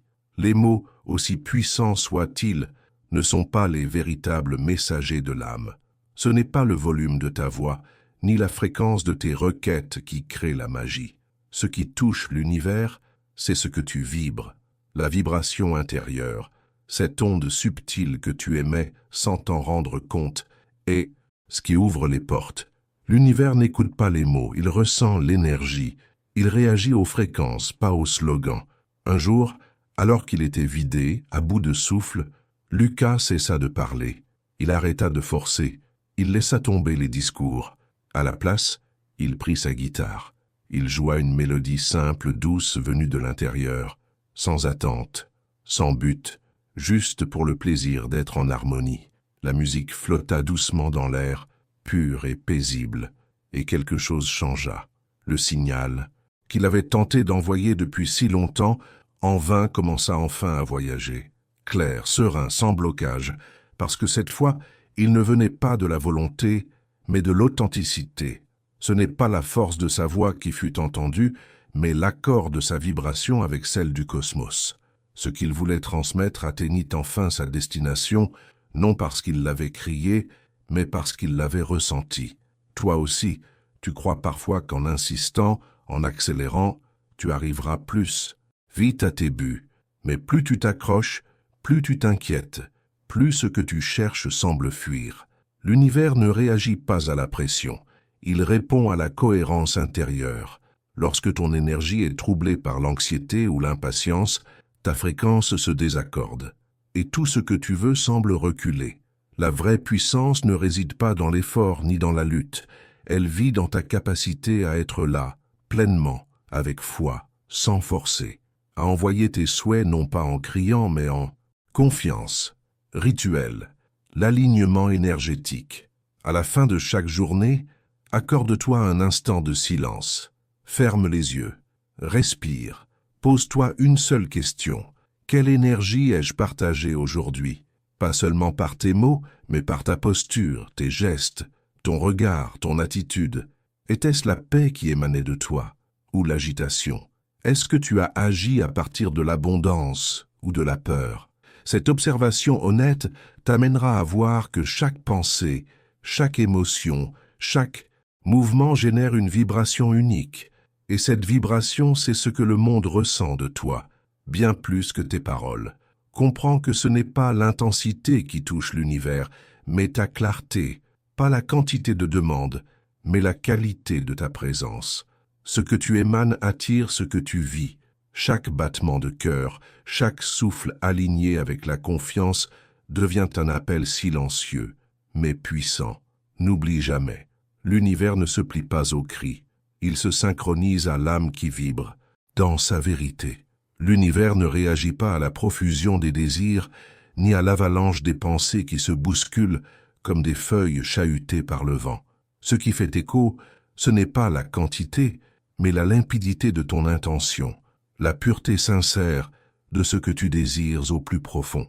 Quand l'esprit se noie dans ses propres contradictions, le message envoyé à l'univers devient confus, brouillé, dilué dans la houle de l'agitation intérieure, et le signal ne peut traverser l'océan du « possible ». Béatrice comprit qu'il lui fallait retrouver un instant de quiétude, un espace où ses pensées ne lutteraient plus les unes contre les autres. Elle ferma les yeux, laissa sa respiration se ralentir, gagner en profondeur, et dans cet abîme paisible, soudain, La vision parfaite jaillit, limpide comme une pleine lune dans un ciel sans nuages. Plus aucun doute, plus de tumulte. La création qu'elle cherchait à réaliser s'imposa à elle, claire, entière, évidente, comme si elle avait toujours existé dans un coin secret de son âme. Ses mains se mirent à bouger d'elles-mêmes, guidées non par la réflexion rationnelle, mais par une force intérieure reliée à quelque chose d'immense, d'intemporel. La leçon, Béatrice la découvrit dans la paix. Lorsque le tumulte des désirs se tait, quand l'esprit laisse tomber la tension, l'espace s'ouvre enfin à la clarté, et alors tout s'aligne, naturellement, sans effort. Le chemin se révèle dans le silence, au cœur du calme. Rituel, appel à la clarté. Trouve un coin tranquille, à l'abri du vacarme et des distractions. Allume une bougie, laisse sa flamme danser devant toi. Pose-toi cette question simple. Qu'est-ce que je veux vraiment? Permets à tous les désirs de ton cœur de monter à la surface, sans chercher à les saisir ni à les accomplir tous. Observe-les comme des feuilles qui tombent doucement, sans résistance, ni regret. Reste en silence. Tu verras qu'un seul de ces désirs se démarque, émergeant, brillant de façon unique. Sentez sa force, laisse-le devenir le centre de ton attention. Inscris ce souhait sur une feuille et offre-le à l'univers en laissant sa clarté attirer à lui tout ce dont il a besoin pour se réaliser. Rappelle-toi, l'univers n'entend pas la cacophonie de 1000 désirs dispersés, mais la voix pure et sereine d'un seul vœu, affirmé sans douter, avec certitude et paix. Dans la sérénité, dans la plénitude de ton être, tu te relis au grand tout. C'est à travers la clarté de ta vision que l'univers t'ouvre. La route, et chaque pas devient plus aisé, chaque signe plus évident. Chapitre 16. L'art de recevoir en profondeur. Au bord d'un lac reculé, là où la brume danse sur l'eau calme aux premières lueurs du jour, Daniel retrouvait chaque matin le même rivage, sa canne à pêche lancée vers l'horizon. Il croyait que la réponse à son vœu devait venir de loin, d'un ailleurs inatteignable. Jour après jour, il lançait sa ligne plus loin, pensant que la clé de sa quête flottait là-bas, hors de sa portée. Ses bras se fatiguaient, son cœur s'épuisait, mais il continuait inlassable dans cette recherche exténuante. Peut-être toi aussi connais-tu ce sentiment, te déployer sans cesse, t'étirer au-delà de tes limites, persuadé que ce que tu attends se trouve toujours un peu plus loin, un peu plus tard, et l'usure s'installe, rongeant peu à peu ton énergie, jusqu'à ce que tu te demandes si ce que tu cherches n'est pas, en réalité, déjà tout proche. Mais l'univers, dans sa sagesse profonde, murmure tout autre chose. Ce que tu recherches est souvent bien plus près que tu ne l'imagines, déjà là, attendant simplement que tu sois prêt à l'accueillir. Chapitre 16. L'art de recevoir en douceur. Ce que tu cherches ardemment n'est peut-être pas aussi lointain que tu le crois. Cette idée que tu dois toujours aller plus loin, faire plus, t'efforcer davantage, est souvent ce qui crée justement la barrière entre toi et l'abondance qui t'entoure déjà. La véritable loi d'attraction ne repose pas sur l'effort ni sur la distance à parcourir, mais sur la qualité de l'énergie que tu diffuses à chaque instant. Si ta vibration intérieure est saturée d'angoisse, de pression, de tension face à l'attente de tes résultats, alors tu émets une fréquence de manque, et ce manque devient ton signal dominant, repoussant ce que tu désires au lieu de l'attirer. Un matin, le corps de Daniel n'en pouvait plus. Son énergie vidée, ses muscles lourds, sa volonté à bout, et dans cet instant de fatigue extrême, sa canne à pêche glissa doucement de ses mains, tombant dans l'eau calme à quelques mètres de son embarcation. C'est précisément à cet instant, quand il cessa de contrôler, quand il ne força plus rien, que tout changea. Le silence se fit, et dans ce silence, les poissons commencèrent à s'approcher. En quelques instants, son filet fut rempli comme jamais auparavant. Une abondance inattendue surgit non de son acharnement, mais de son relâchement. Ce moment lui révéla une vérité bouleversante. Les poissons n'étaient pas apparus soudainement. Ils étaient là depuis le début. Ils attendaient simplement que Daniel cesse de forcer pour qu'il puisse enfin les voir. L'univers fonctionne de la même manière dans tous les domaines de ta vie. Lorsque tu relâches le besoin de tout contrôler, lorsque tu ouvres l'espace intérieur au lieu de le contracter, tu permets à la vie de circuler librement vers toi. Et c'est cette ouverture, cet espace de disponibilité qui devient magnétique, rituel. Accueillir l'abondance. Assieds-toi confortablement, les paumes tournées vers le ciel, posées doucement sur tes genoux. Ferme les yeux, sens le poids de ton corps, ressens le calme autour de toi, inspire profondément. Puis, sur l'expiration, murmure avec lenteur et foi. Je n'ai pas besoin de lutter, je me rends disponible à recevoir. Répéter ce mantra chaque jour te rappellera que tout ce qui est à toi est déjà en chemin et qu'il ne s'agit plus de courir après, mais de s'y ouvrir. Dimak, l'espace de ton lâcher-prise, les choses s'alignent, les réponses arrivent, les opportunités apparaissent. Ce que tu avais l'habitude de poursuivre te trouve désormais sans effort. Ce ne sont ni la force ni la course qui créent l'abondance, mais ta capacité à accueillir sans résistance. Les sages l'avaient compris depuis toujours. Ce n'est pas en multipliant les efforts que l'on obtient plus, mais en maîtrisant l'art subtil de se rendre disponible à ce qui est déjà préparé pour nous. Abandonner. Le contrôle, ce n'est pas renoncer à ses rêves, c'est leur ouvrir enfin la porte. Lorsque tu laisses l'univers agir à travers toi, quand tu acceptes de ne pas tout diriger, tu découvres que tout arrive, exactement quand il le faut. La vraie magie ne réside pas dans tes mains tendues vers le futur, mais dans ton cœur ouvert, ici et maintenant. Chapitre 17. Les rituels de l'âme ouverte. Un après-midi d'automne, tandis que le vent faisait tourbillonner les feuilles sèches sur le sol craquant, Amélia ressentit soudain l'élan doux et inexplicable d'allumer une bougie et de la déposer près de sa fenêtre. Sans réfléchir, elle obéit à cette impulsion. Le simple geste, pourtant anodin en apparence, fit naître en elle une paix inattendue, une sensation de chaleur intérieure qui calmait des pensées jusqu'alors agitées. Ce petit acte devint vite une habitude. Chaque soir, elle retrouvait le même rituel, une flamme dansante, un silence complice, une lumière fragile qui se reflétait sur la vitre et qui, avec le temps, prit une signification bien plus vaste. Ce n'était plus seulement une lueur dans la nuit, mais un symbole silencieux d'un abandon intérieur. Le feu n'illuminait pas seulement la pièce, il éclairait son âme. Toi aussi, tu portes en toi cette sagesse instinctive, même si parfois, dans le rythme effréné de la vie, tu oublies comment y accéder.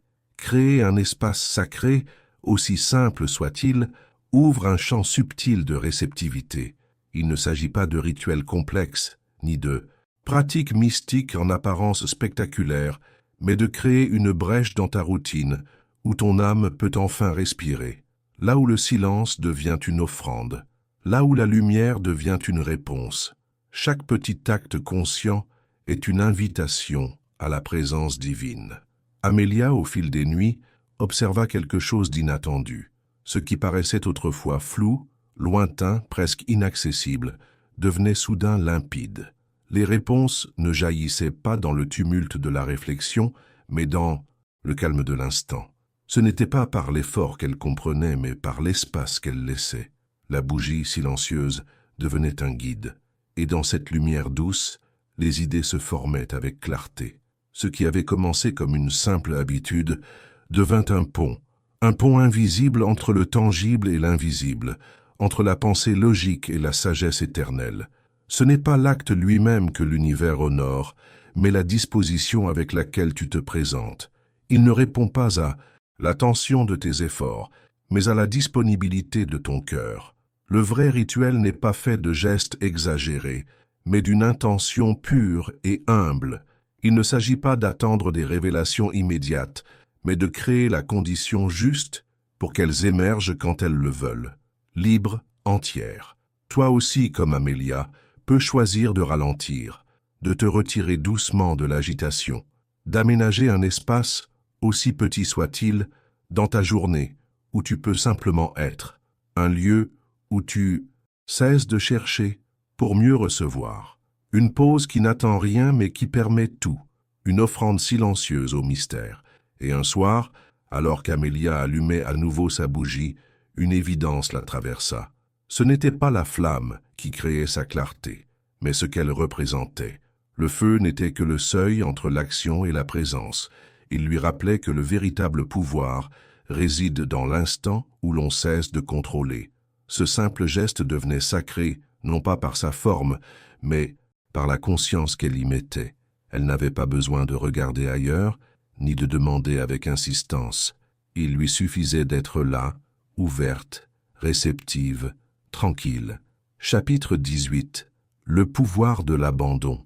Un rituel d'ouverture ne doit ressembler à aucun autre. Il peut naître de la plus grande simplicité. Ce peut être une tasse de thé savourée lentement au lever du jour, une marche silencieuse sous un ciel dégagé, ou encore ce moment de calme juste avant le sommeil, où tu t'autorises à simplement exister, sans rien faire, sans chercher à comprendre. Ce n'est pas la forme du geste qui importe, mais l'intention qui l'accompagne. Garde-le simple, honore-le comme sacré, et surtout, sois fidèle à ce rendez-vous. Chaque jour, offre-toi ce petit espace, même s'il ne dure que quelques minutes, qu'il soit un lieu où tu te rends disponible à recevoir ce que l'univers prépare pour toi. Commence doucement, murmure ces mots, « Je suis prêt ». Puis, avec une foi profonde, repose-toi dans la certitude que ta demande a été entendue. En pratiquant ainsi l'accueil, ton énergie s'harmonisera peu à peu avec la sagesse éternelle qui t'enveloppe. Et ce que tu poursuivais avec tant d'efforts deviendra simplement présent. Tu ne devras plus courir après la clarté.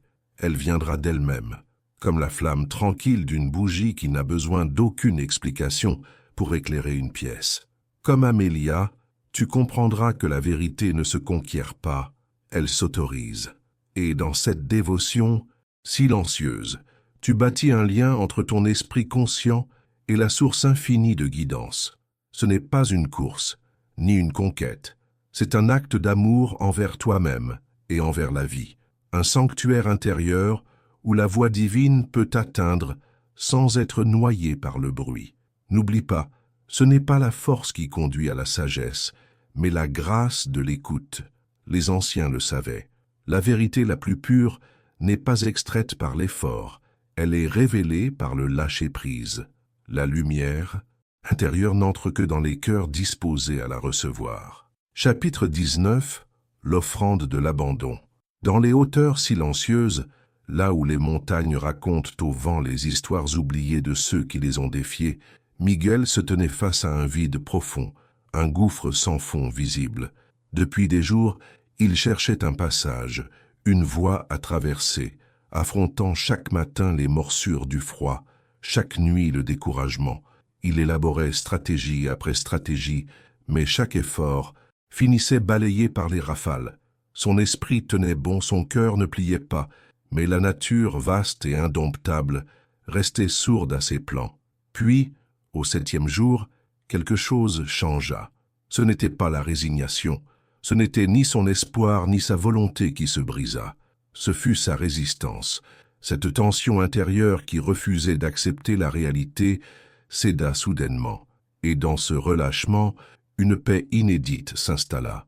Au lever du soleil, il s'allongea simplement sur un rocher glacé, posa son sac à ses côtés et cessa toute tentative.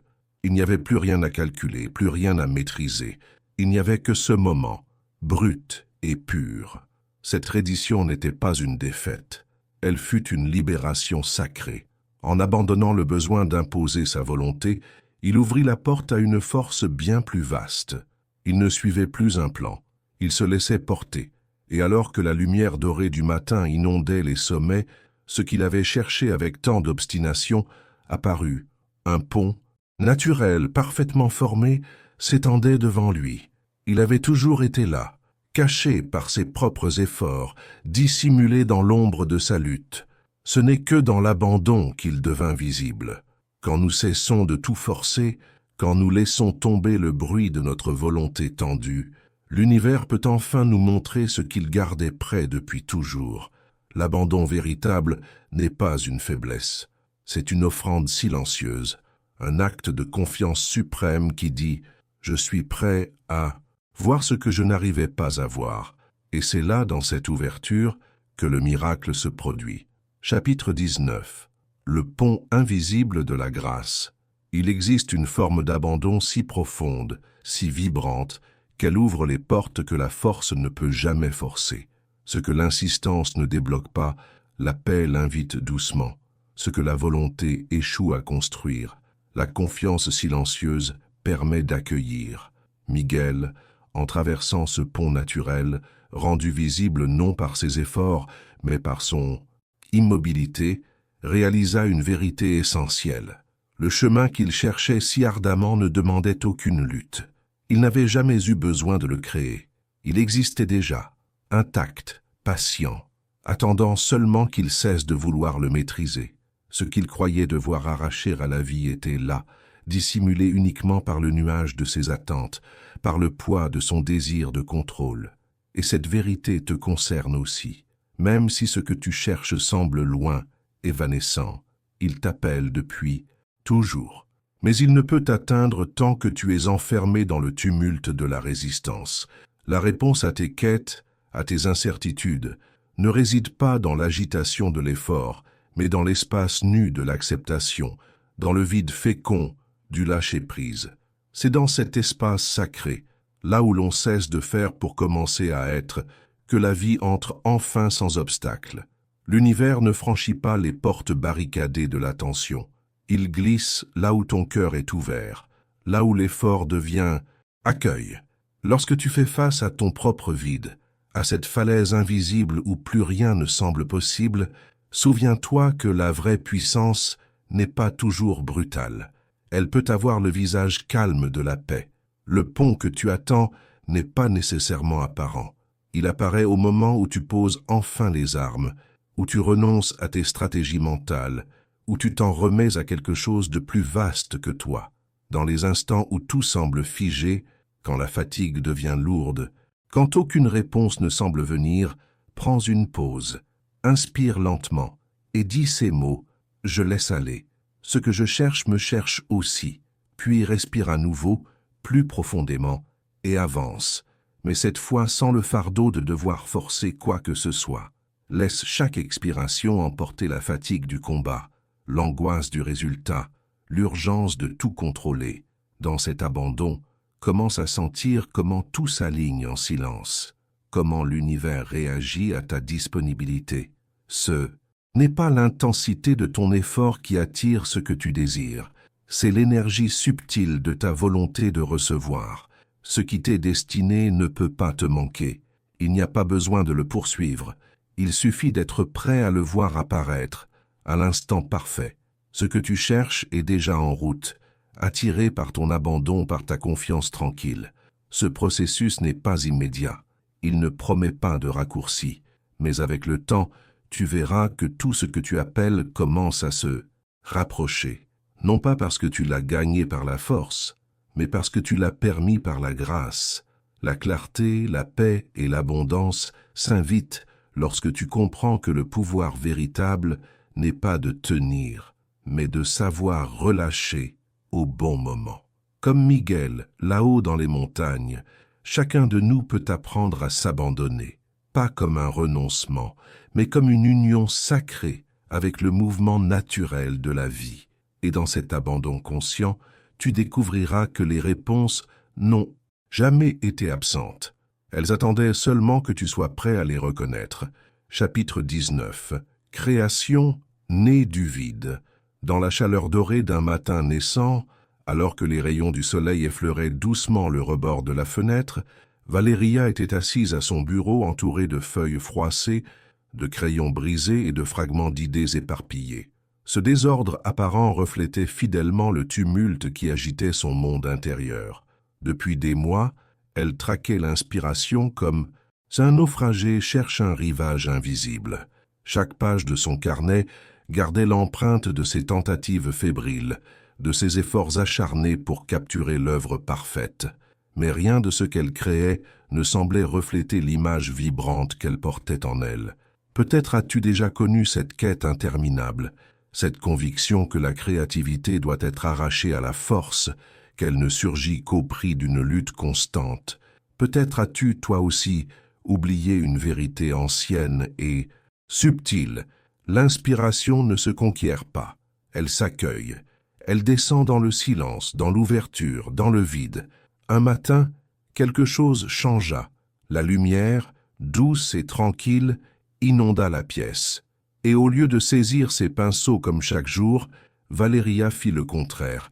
Elle ne bougea pas, elle ne pensa pas, elle n'essaya rien. Elle resta simplement là, assise dans la présence silencieuse, les yeux posés sur une feuille blanche, vierge de toute attente. Et dans ce rien apparent, un basculement se produisit. Sans décision consciente, sans plan ni calcul, ses mains commencèrent à bouger, pas dirigées par son mental, mais par une sagesse plus vaste, plus ancienne. Quelque chose circulait à travers elle, une force créative qui ne venait pas d'elle, mais passait par elle. Ce n'était plus elle qui créait, c'était la création elle-même qui s'exprimait à travers son corps détendu, son esprit libre, son cœur réceptif. Elle venait de découvrir ce que tant d'âmes inspirées ont compris à travers les âges. La vraie création émerge du vide, de cet espace dépouillé où l'on cesse de vouloir contrôler. Le chef-d'œuvre qu'elle poursuivait n'avait jamais été hors de portée. Il attendait simplement un canal ouvert, un esprit calme, un cœur prêt à recevoir. Il n'était pas né de l'effort, mais de l'abandon. Rituel, accueillir la création par le vide, dès le réveil, avant que le monde n'envahisse ton esprit, avant que les pensées ne réclament leur place. Assieds-toi dans le silence, ne cherche rien, ne pense à rien, reste simplement là, dans l'espace flou entre le sommeil et la veille. Et dans cette lumière douce de l'aube intérieure, pose cette question à l'univers. Qu'est-ce qui désire naître à travers moi aujourd'hui? Puis laisse cette question se dissoudre comme une brume légère. Ne cherche pas de réponse immédiate. Fais confiance que ce qui doit venir est déjà en mouvement. Dans cet état liminal, quand ton esprit est encore malléable, ouvert libre des constructions du mental, l'inspiration circule plus librement. C'est là que la magie opère. Quand tu es vide, tu deviens un récipient. Quand tu cesses de vouloir créer, la création s'invite. Dans ce vase invisible que tu as formé par ton silence, les graines de ce qui n'est pas encore visible commencent à germer. Il suffit d'une chose, ta volonté de recevoir. Ne fais rien, ne pousse rien, sois simplement présent et laisse la sagesse venir te chercher. Dans cette pratique quotidienne, tu découvriras que créer n'est pas épuisant. Ce n'est pas une course, c'est un acte de confiance. Lâche les attentes, abandonne l'idée que tu dois tout comprendre, tout maîtriser. La véritable création est une rencontre. Elle ne se force pas, elle se permet. Et oui, au début, le vide peut paraître inconfortable. Il peut sembler inquiétant, comme un lieu qu'on veut rapidement fuir. Mais reste, respire, et tu verras. Ce vide n'est pas un manque, c'est une porte, une matrice, un lieu sacré où tout ce que tu attends commence enfin à prendre forme. Chapitre 20. La réponse silencieuse. Ce vide que l'on cherche si souvent à fuir, ce silence que l'on remplit à tout prix par des tâches, du bruit, des pensées, est en vérité un sanctuaire, un espace sacré où le nouveau peut enfin prendre naissance. Là, l'esprit s'apaise, se relâche, et ce relâchement ouvre la voie à quelque chose de plus grand. Dans ce calme profond, la création ne se présente pas avec éclat, mais sous forme de murmures discrets, de souffles subtils. Ce n'est que lorsque tu fais véritablement de la place, intérieurement, que l'inspiration trouve son chemin jusqu'à toi. Valéria, comme toi, a compris un jour que l'œuvre n'était pas à chercher au dehors. Elle ne se trouvait pas dans une idée lointaine à capturer. Elle vivait déjà en elle, entière, complète, attendant simplement que l'instant juste se présente pour s'exprimer. La vraie question est donc, es-tu prêt à te rendre disponible à ce vide? Es-tu prêt à abandonner le contrôle, à cesser de forcer pour enfin permettre à l'univers de passer à travers toi librement? Créer, c'est répondre à la vie, Et la vie, elle, ne surgit pas dans l'effort tendu, mais dans l'accueil profond. Ce n'est pas une action de puissance, mais une posture de présence. Être là, pleinement, sans chercher à diriger, c'est ce qui permet à l'inspiration de s'infiltrer, doucement, jusqu'à toi. Alors, la prochaine fois que tu voudras créer quelque chose, une œuvre, un projet ou simplement une vie plus pleine de sens, rappelle-toi ceci, l'inspiration ne se gagne pas en la pourchassant. Elle arrive dans le silence, dans l'espace entre deux respirations, quand tu cesses d'imposer et que tu t'ouvres à ce qui est déjà là. Chapitre 21. Ce que le silence révèle. Dans une rue discrète, à l'écart du tumulte de la ville, sous le toit usé d'une petite boutique d'antiquités, Martin conservait dans une boîte en carton fatigué un trésor singulier, des lettres anciennes, froissées, jamais envoyées, jamais reçues. Chaque soir, après la fermeture de sa boutique, il s'asseyait seul à sa table, ouvrait une à une ses enveloppes poussiéreuses et relisait les mots qu'il connaissait presque par cœur. Il lisait ces fragments de pensée avec l'espoir de voir surgir entre les lignes une réponse, une vérité cachée, une direction à suivre. Années après années, il avait accumulé ces messages comme on rassemble des morceaux d'un rêve brisé, des vœux jamais exaucés, des prières restées sans réponse. Et pourtant il persistait pensant que relire l'absence pouvait combler le manque. Peut-être que toi aussi, quelque part en toi, tu gardes des lettres sans écho, des questions que tu n'as jamais osé poser, des murmures adressés au ciel, des rêves si anciens qu'ils ne sont plus que des traces floues au fond de ton être. Et pendant que tu attends une réponse nette, une direction explicite, l'univers, lui, œuvre déjà. Il ne parle pas en phrases articulées. Il se manifeste à travers des gestes simples, des détails subtils, dans cette synchronicité qui fait sonner ton téléphone juste au moment où tu avais besoin d'entendre une voix, dans cette chanson à la radio qui exprime exactement ce que ton cœur ne savait pas dire, dans la page d'un livre qui s'ouvre là où tu avais besoin de lire. Chaque jour, Martin passait devant le jardin de Madame Pérez, la saluait poliment, sans jamais vraiment remarquer qu'elle représentait exactement ce qu'il demandait dans ses lettres. Un point fixe, une stabilité, une présence douce, il ne voyait pas parce que ses yeux étaient encore tournés vers l'attente, vers le manque. Ce n'est qu'en pratiquant la conscience, l'observation, que le voile commence à se lever. Un matin, Martin s'arrêta. Il pensa au dernier jour. 3 coïncidences, petites mais frappantes, vinrent à son esprit. Il ferma les yeux, inspira doucement et posa la seule question qui compte vraiment. Et si tout était déjà là? Chapitre 21. Voir l'invisible. Étaient-ce cela les réponses qu'il cherchait depuis si longtemps? À cet instant précis, une révélation douce et bouleversante traversa Martin.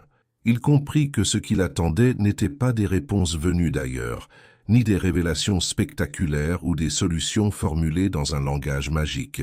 Tout ce dont il avait besoin avait toujours été là, devant lui, caché dans la simplicité du quotidien. Dès lors, il se mit à consigner dans un carnet les synchronicités qui ponctuaient ses journées. Il notait les détails, les circonstances, ce qu'il ressentait dans son cœur à chaque signe, et comment chaque événement, aussi banal semblait-il, répondait étrangement à une question qu'il n'avait même pas exprimée à voix haute. Au fil de ses observations, Martin découvrit que les réponses n'arrivaient pas forcément quand il les voulait, mais toujours quand il était en état de les recevoir. Les messages de l'univers n'étaient pas des éclairs. Fracassants, ils s'infiltraient dans l'ordinaire, dans un regard, une phrase, une rencontre, attendant simplement que ses yeux soient prêts à voir au-delà des apparences. Apprendre à reconnaître ces petits miracles, c'était apprendre un nouveau langage, celui de la présence, de la conscience, de l'écoute fine. Chaque coïncidence, chaque détail inattendu devenait alors une lettre d'amour adressée à son âme. L'univers n'a pas besoin de frapper fort pour se faire entendre. Il parle bas, avec tendresse. Il glisse ses messages dans les recoins de ta journée, Et pour les entendre, il faut un cœur disponible, un esprit calme, un regard éveillé. N'oublie pas, la boîte aux lettres cosmiques n'est jamais vide. Les réponses ne manquent jamais. Elles sont simplement livrées en silence, parfois emballées dans des formes que seul l'intuitif peut décoder. Comme Martin, apprends à lire autrement. Apprends à ouvrir les lettres silencieuses que l'univers t'envoie sous forme de coïncidences, d'élan spontanés, de rencontres inattendues. Et un jour, tu réaliseras que tu n'avais pas besoin de chercher si loin, car tout ce que tu voulais savoir vivait déjà en toi, attendant ton attention. Chaque pas, chaque instant, chaque signe est un écho d'une réponse déjà en chemin. Chapitre 22. Créer sans parler. Aux premières heures du matin, alors que le soleil se glissait lentement à travers la vitre de son atelier, une lumière douce vint caresser les mains d'Aura. Assise à sa table, entourée de feuilles froissées, de dessins inachevés, de lignes hésitantes, elle se retrouvait dans un espace de calme intense, bercée par une quête silencieuse. Pendant des années, elle avait construit ses œuvres avec rigueur, traçant chaque courbe avec précision, comme si chaque geste l'amenait un peu plus près de la perfection. Mais peu à peu, ses méthodes, ses structures rassurantes, commencèrent à lui apparaître comme des prisons élégantes. Ce qui la guidait autrefois était désormais devenu ce qui l'enfermait. Au fond de son cœur, elle sentait que la vérité ne se trouvait pas dans la maîtrise. Elle ne naissait ni des plans, ni des calculs, mais dans l'abandon, dans l'ouverture, dans l'inconnu. Comme une fleur qui n'a besoin d'aucune instruction pour s'ouvrir, la création devait jaillir sans contrainte, sans poids, sans l'épuisement des attentes. L'esprit peut vouloir organiser, imposer des cadres, définir des méthodes. Mais l'acte créateur authentique ne vient jamais de l'esprit seul. Il vient de l'être, de cet espace profond et silencieux que les mots ne peuvent atteindre. Toi aussi, tu as peut-être cru que seule la préparation pouvait t'amener à tes rêves, que seul l'effort, la stratégie, la discipline rigide te mèneraient à la manifestation. Mais parfois, la voix la plus juste, la plus pure, surgit dans le silence, dans ce murmure qui n'utilise pas de mots. Aura ferma alors les yeux. Elle laissa le silence l'envelopper. Elle ne cherchait plus à faire. Elle se laissait être. Ses mains reposaient simplement sur l'argile encore intacte, qui attendait, non plus comme une matière à modeler, mais comme un portail prêt à révéler ce que seule la paix pouvait libérer. Chapitre 22. La forme venue du silence. Pour la toute première fois, Aura cessa totalement de penser. Elle abandonna la planification, les attentes, le besoin de contrôler le rythme ou la direction de ce qui allait naître. Elle ne cherchait plus à diriger le cours de sa créativité. Elle était simplement là, entière, présente, son cœur grand ouvert, son corps réceptif, ses mains posées sur l'argile froide, brute, silencieuse. Et lentement, presque timidement, la matière commença à réagir sous ses doigts. Il n'y avait pas de schéma à suivre, aucune structure à respecter. Elle ne traçait pas de contours précis, ne formulait aucun projet clair dans son esprit. Il n'y avait plus de volonté de produire quelque chose, juste l'élan pur d'un contact sincère avec l'instant. Au lieu de chercher, elle se laissa toucher. Quelque chose de plus vaste, de plus subtil, semblait guider ses gestes. Un flux invisible, une intelligence sans mots qui relie toute chose vivante. Et c'est ainsi qu'une forme émergea. Pas une figure pensée ou esquissée auparavant. Elle apparut d'elle-même comme si l'argile ne répondait pas seulement aux gestes d'Aura, mais à une intention plus grande, portée par l'univers lui-même. À cet instant, elle comprit une vérité essentielle. Créer n'est pas une affaire de lutte, mais d'ouverture. Ce n'est pas une discipline rigide, mais un abandon conscient. Chaque mouvement de ses mains devenait un acte de foi, un geste de confiance dans ce qui voulait naître à travers elle. Elle n'était plus l'auteur, elle était le passage. La véritable créativité n'exige ni acharnement ni perfection. Elle naît lorsque tu t'autorises à être là, sans résister, sans vouloir tout maîtriser. Elle coule lorsque tu lâches la peur de mal faire et que tu t'abandonnes au processus, à l'instant, à la vie. La nature elle-même nous enseigne cela. Elle ne force rien, elle ne planifie pas. Elle se déploie, saison après saison, par pure présence. Quand Aura rouvrit les yeux, ce qu'elle vit devant elle la laissa sans voix. Une sculpture s'était formée entre ses mains, une silhouette qu'elle ne reconnaissait pas comme étant de son propre fait. Elle n'avait pas pensé à cette forme, ni tracé de lignes préalables. Et pourtant, elle était là, entière, vibrante, remplie d'une vérité qu'aucune parole ne pouvait contenir. Elle comprit alors que l'art véritable ne vient pas du mental. Il ne peut être construit à force d'efforts ou de stratégie. Il se révèle dans le silence, lorsque l'on devient simplement l'instrument d'une force plus grande. Toi aussi, tu portes ce pouvoir en toi. Ta vie est cette argile encore malléable, pleine de potentiel, qui attend d'être touchée par ta présence consciente. Tu n'as pas besoin de suivre un modèle, ni de te plier à ce que l'on attend de toi. La création authentique réside dans cet espace de confiance, dans ce moment où tu cesses de penser et que tu commences à écouter, dans cet instant où tu ne décides plus ce qui doit apparaître, mais où tu laisses la forme naître d'elle-même. Aura compris que la beauté qu'elle venait d'enfanter n'était pas née d'un plan, elle était née d'un lâcher-prise total. Et c'est précisément ce qui la rendait parfaite, sa vérité. Et toi, lecteur, souviens-toi, ta vie aussi est une œuvre en cours, une sculpture unique, qui attend ton souffle, ton silence, ton regard pour se révéler. Il suffit parfois d'un seul abandon pour que la magie commence. Chapitre 22. Le canal réveillé.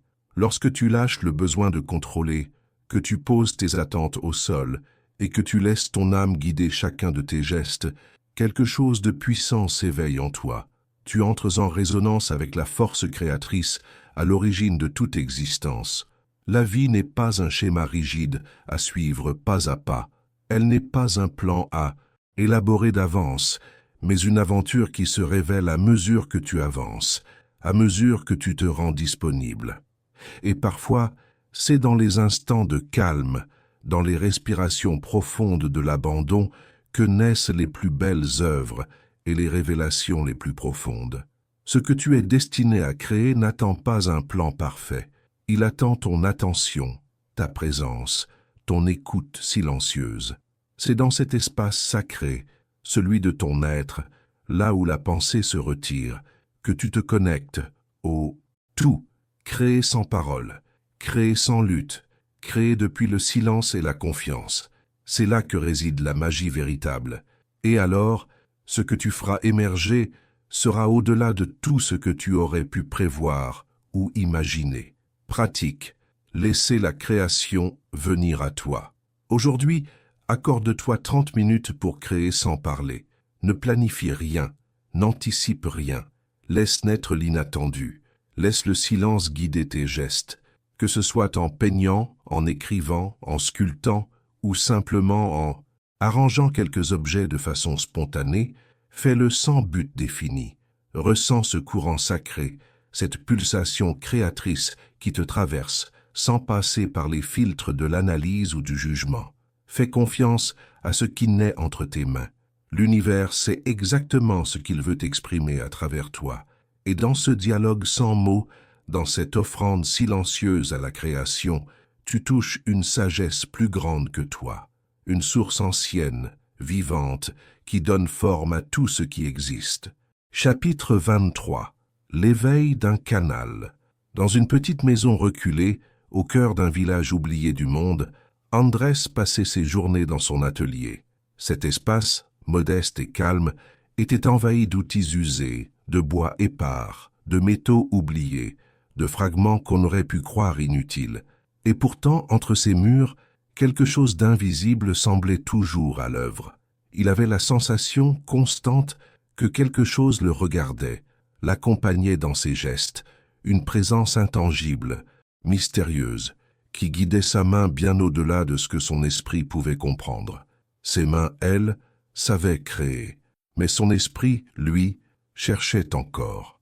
Depuis son enfance, Andrés faisait des rêves étranges, si vifs, si détaillés, qu'il semblait plus vrai que la réalité. Il y voyait des cartes, des architectures, des formes impossibles à traduire avec des mots. Pendant longtemps, il tenta de les analyser, d'y apposer une logique. Mais la logique échouait. Les rêves, eux, revenaient, insistants. Peut-être as-tu déjà ressenti cette sensation étrange, des idées qui ne t'appartiennent pas vraiment, des pensées venues de nulle part, des intuitions qui frappent à l'intérieur de toi sans passer par ton raisonnement. Ce ne sont pas des illusions, ce ne sont pas des caprices du mental, ce sont des fragments d'un langage ancien, des appels discrets de l'univers qui tentent de parler à travers toi. Dans chaque recoin de son atelier, Andrés retrouvait des morceaux de ce grand message. Des éléments épars, confus seuls, mais parfaitement clairs une fois assemblés sans effort. Ce n'est que lorsqu'il cessait de vouloir comprendre que tout s'illuminait. Lorsque ses mains créaient librement, sans plan préétabli, sans attente, tout s'harmonisait. Et chaque nuit, lorsque les pensées cessaient de tourbillonner dans sa tête, il s'ouvrait à cette guidance plus vaste. Ce n'était pas son esprit qui comprenait, c'était son âme qui traduisait. Chapitre 23. Le canal de la confiance. Ce fut seulement dans le silence profond de la nuit, lorsqu'Andrés cessa de chercher à comprendre, que ses mains se mirent enfin à bouger avec une certitude mystérieuse, une assurance qui ne venait pas de sa pensée, mais d'un lieu plus ancien, plus vaste, au-delà de l'analyse. Quand nous nous efforçons de saisir le sens de chaque chose, quand nous tentons de maîtriser ce qui nous dépasse, nous fermons la porte par où l'inspiration entre. La vérité, pourtant, c'est que l'univers ne cesse jamais de murmurer. Ces réponses ne nous parviennent pas à travers des phrases parfaitement formulées, ni via des explications rationnelles. Elles surgissent à travers des instants de clarté soudaine, comme des éclairs dans la nuit, comme un flot paisible qui coule librement dès lors qu'on cesse d'en bloquer le passage. Elles apparaissent comme une mélodie que l'on découvre uniquement en cessant de vouloir la contrôler, en l'écoutant pour ce qu'elle est, dans sa pureté. Au début, Andrés résistait à cela. Il voulait comprendre, décrypter, donner une logique à ses rêves récurrents, à ses visions énigmatiques.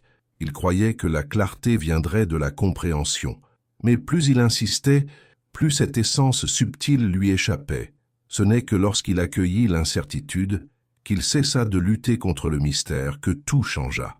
L'œuvre se mit à naître d'elle-même, sans plan, sans anticipation, seulement par présence.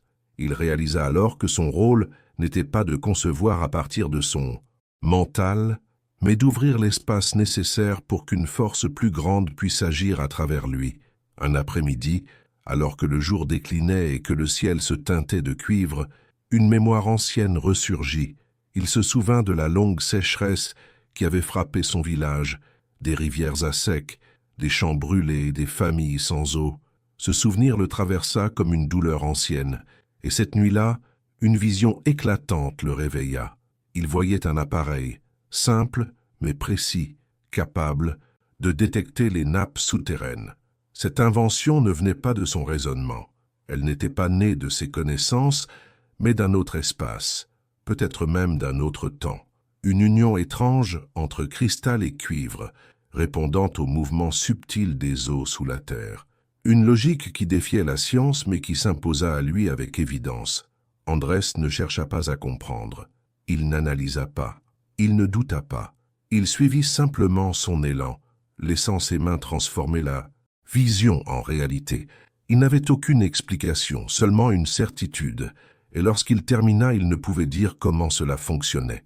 Mais il savait, au fond de lui, que ce qu'il venait de créer allait sauver des vies. Et ce fut le cas. L'appareil détecta une source d'eau enfouie, invisible à l'œil nu. Le village retrouva l'eau. La vie revint. Ce que l'univers attend de nous n'est pas une compréhension totale. Ce qu'il attend, c'est notre disponibilité. La magie se produit quand nous devenons des canaux clairs et silencieux, sans résistance, ouverts à ce qui veut s'exprimer. Il n'est pas nécessaire de tout savoir, de tout prévoir. Il suffit d'avoir confiance, de se laisser guider. La création véritable commence lorsque tu relâches le contrôle, lorsque tu t'abandonnes au flux et que tu acceptes d'être un vaisseau par lequel la sagesse peut circuler librement. Et c'est à ce moment-là que tu commences vraiment à accomplir l'œuvre que seul toi peux révéler. Chapitre 23. La vibration du silence. Tu fais partie d'un réseau invisible immense, une trame tissée bien au-delà de ton esprit. Les visions, les rêves, les élans créateurs ne naissent pas dans tes pensées ordinaires. Ils émergent d'un espace infini, d'une source vaste et silencieuse, qui cherche simplement un passage pour se manifester à travers toi. Le véritable art, la véritable expression, ne s'impose pas. Ils se révèlent. Ils naissent d'un abandon total, d'un relâchement de toute volonté de contrôle. Lorsque les mains d'Andréou ont commencé à se mouvoir avec confiance, sans que son mental n'intervienne à chaque instant pour douter, questionner ou corriger, il s'est fondu dans le courant même de la vie. Ce n'était plus lui qui agissait, c'était la vie qui s'exprimait à travers lui. Et c'est ainsi que le canal s'est ouvert. L'univers a trouvé un passage clair, libre de résistance. Souviens-toi, toi aussi tu es ce canal. Tu n'as pas besoin de comprendre tout ce qui t'arrive. Il suffit d'être prêt, réceptif, disponible. La vie est comme un fleuve sacré qui attend, paisible que tu lui offres un lit où couler. Si tu t'ouvres, si tu fais silence, elle t'inondera. Les réponses que tu cherches ne sont pas dehors. Elles sont là, tout près, dans cet espace entre deux pensées, dans la pause entre deux battements de cœur. Elles se trouvent dans le calme que tu crées lorsque tu cesses de lutter. Quand tu cèdes au flux, que tu laisses le mystère œuvrer en toi, le canal s'ouvre et la magie peut commencer. Chapitre 24. Le chant du vide. Perché sur une colline balayée par les vents anciens, un village oublié abritait Ézéchiel, un artisan dédié à une quête singulière, construire des instruments capables de faire résonner l'invisible. Il ne s'agissait pas de simples flûtes ou cloches, mais de pièces uniques destinées à révéler le son de l'âme, l'écho des choses non dites. Depuis l'enfance, Ézéchiel était fasciné par la façon dont un simple cri pouvait rebondir entre les montagnes, comme si la terre elle-même répondait. Mais avec le temps, il comprit que le véritable écho n'était pas celui que l'on attendait du monde extérieur. Il venait de l'intérieur, de cette résonance intime que seul le silence peut révéler. C'est avec une patience inébranlable qu'il créa son chef-d'œuvre, une sphère suspendue entre ciel et terre, creuse, tissée de verre et de métal doré, maintenue dans l'air par un fil de soie presque invisible. Elle n'avait ni marteau, ni corde, rien à frapper, rien à pincer. Elle n'avait pas besoin d'effort. Elle attendait. Toi aussi, tu as peut-être cru que la seule voie était celle de l'effort, de l'action constante, du faire. Tu t'es épuisé à vouloir convaincre, à chercher, à te battre. Mais tu es arrivé à ce seuil sacré, celui où ta simple présence alignée suffit. Ce que tu es déjà un message. Tu n'as plus besoin de forcer. Ézéchiel passa des nuits entières à fixer sa création. Il essaya de la caresser, de souffler dessus, de la réchauffer, de la plonger dans l'eau, rien, jusqu'à un matin. Le soleil venait de se lever effleurant la colline de ses rayons les plus tendres, et alors, sans qu'il ne touchât rien, la sphère vibra. Un son pur, vaste, emplit l'espace. Une note grave et cristalline surgit non du contact, mais de l'accord parfait entre l'objet et la lumière. Ce n'était pas la matière qui produisait le son, mais le vide qu'elle contenait. Et c'est pareil pour toi. La magie ne vient pas du bruit que tu fais, ni de tes efforts. Elle surgit du vide que tu permets, du silence que tu respectes, de l'espace sacré que tu offres pour que l'univers puisse chanter à travers toi. Chapitre final. L'alchimie de l'être. Lorsque toute lutte s'éteint, quand le silence devient si profond qu'il efface même l'idée de séparation, la vie se met à chanter à travers toi. Plus besoin de faire du bruit pour exister, plus besoin de forcer le courant des choses pour être reconnu. Comme la sphère suspendue d'Ézéchiel, traversée d'une vibration céleste sans qu'aucune main ne l'effleure, tu deviens cet espace par lequel l'univers peut résonner librement. Ton énergie entre toujours avant toi dans chaque pièce. Tes pensées claires modèlent déjà la matière avant que tu n'aies agi. Ta simple fréquence, désormais fluide et limpide, commence à dessiner la réalité sans effort. La dernière révélation d'Ézéchiel advint dans la nuit la plus silencieuse, quelques instants avant l'aube. La sphère vibra soudain, sans contact, sans mouvement, libérant un son si pur que l'air s'illumina comme un ciel étoilé. Elle ne réagissait pas à une action, elle répondait simplement à la justesse du moment. Alors, Ézéchiel comprit. Il n'était pas là pour construire un instrument, il était là pour être le son. Et maintenant, cette compréhension est tienne. Tu n'es plus séparé de la force que tu tentais de maîtriser autrefois. Tu ne cherches plus à faire couler le fleuve, tu es devenu le courant lui-même. Les vœux que tu formulais en silence n'ont plus besoin d'être criés. Tu les portes déjà en toi et cela suffit. L'univers, sensible à ta vibration, répond sans délai. Rituel, sacré. Chaque matin, avant même de parler ou de faire un geste, place ta main sur ton cœur et murmure lentement « Je suis l'écho, je suis la réponse, je suis la vibration ». Puis lève-toi et avance dans la journée en portant cette vérité dans ton corps et dans ton souffle. Tu n'as plus besoin d'efforts, tu n'as plus besoin de convaincre. Ton énergie précède chacun de tes pas. Et n'oublie pas, quand tu es aligné avec l'harmonie du tout, la réalité elle-même se met à murmurer ton nom. Tu as franchi une frontière invisible, un passage sacré. Le chemin que tu as arpenté avec tant de questions n'était pas une quête extérieure. Il était le reflet de ce qui avait toujours été là, en silence, en toi. Désormais, il n'est plus nécessaire de combler les silences avec des demandes, de remplir les vides avec des prières effrayées. Ce n'est pas en accumulant que tu t'es transformé, mais en libérant ce qui ne t'appartenait pas. Souviens-toi de ces instants où tu cherchais désespérément des signes dans les feuilles, dans les vents, où tu croyais que l'univers devait être convaincu de tes besoins. Aujourd'hui, tu vois avec des yeux neufs. La vérité la plus simple et la plus puissante est devenue claire. Il n'a jamais été question de supplier. Il n'a jamais été question de convaincre l'infini. Il a toujours été question d'apprendre à recevoir. L'univers ne t'ignorait pas. Il attendait que tu entres dans la fréquence juste, celle où les réponses ne sont pas données de l'extérieur, mais reconnues de l'intérieur. Tu n'as plus besoin de crier, ni de frapper aux portes closes. Tu n'as plus à dialoguer sans fin dans ton esprit. Tu as découvert que tout commence dans le calme, que l'invisible précède toujours le visible, et que tout ce que tu recherchais avec tant d'ardeur t'attendait depuis toujours. Et ce n'est pas une conclusion, c'est l'ouverture à une manière d'être radicalement nouvelle. Tu n'es plus celui qui demande, tu es désormais celui qui incarne. Tu n'es plus celui qui cherche, tu es celui qui trouve. Tu n'es plus l'implorant, tu es la présence qui attire. Ce que tu croyais lointain devient possible non parce que tu sais mieux demander, mais parce que tu vibres enfin en accord avec ce que tu désires. Les anciens sages connaissaient cela. Ils l'avaient appris dans leur silence. Ils l'avaient vu en contemplant les étoiles.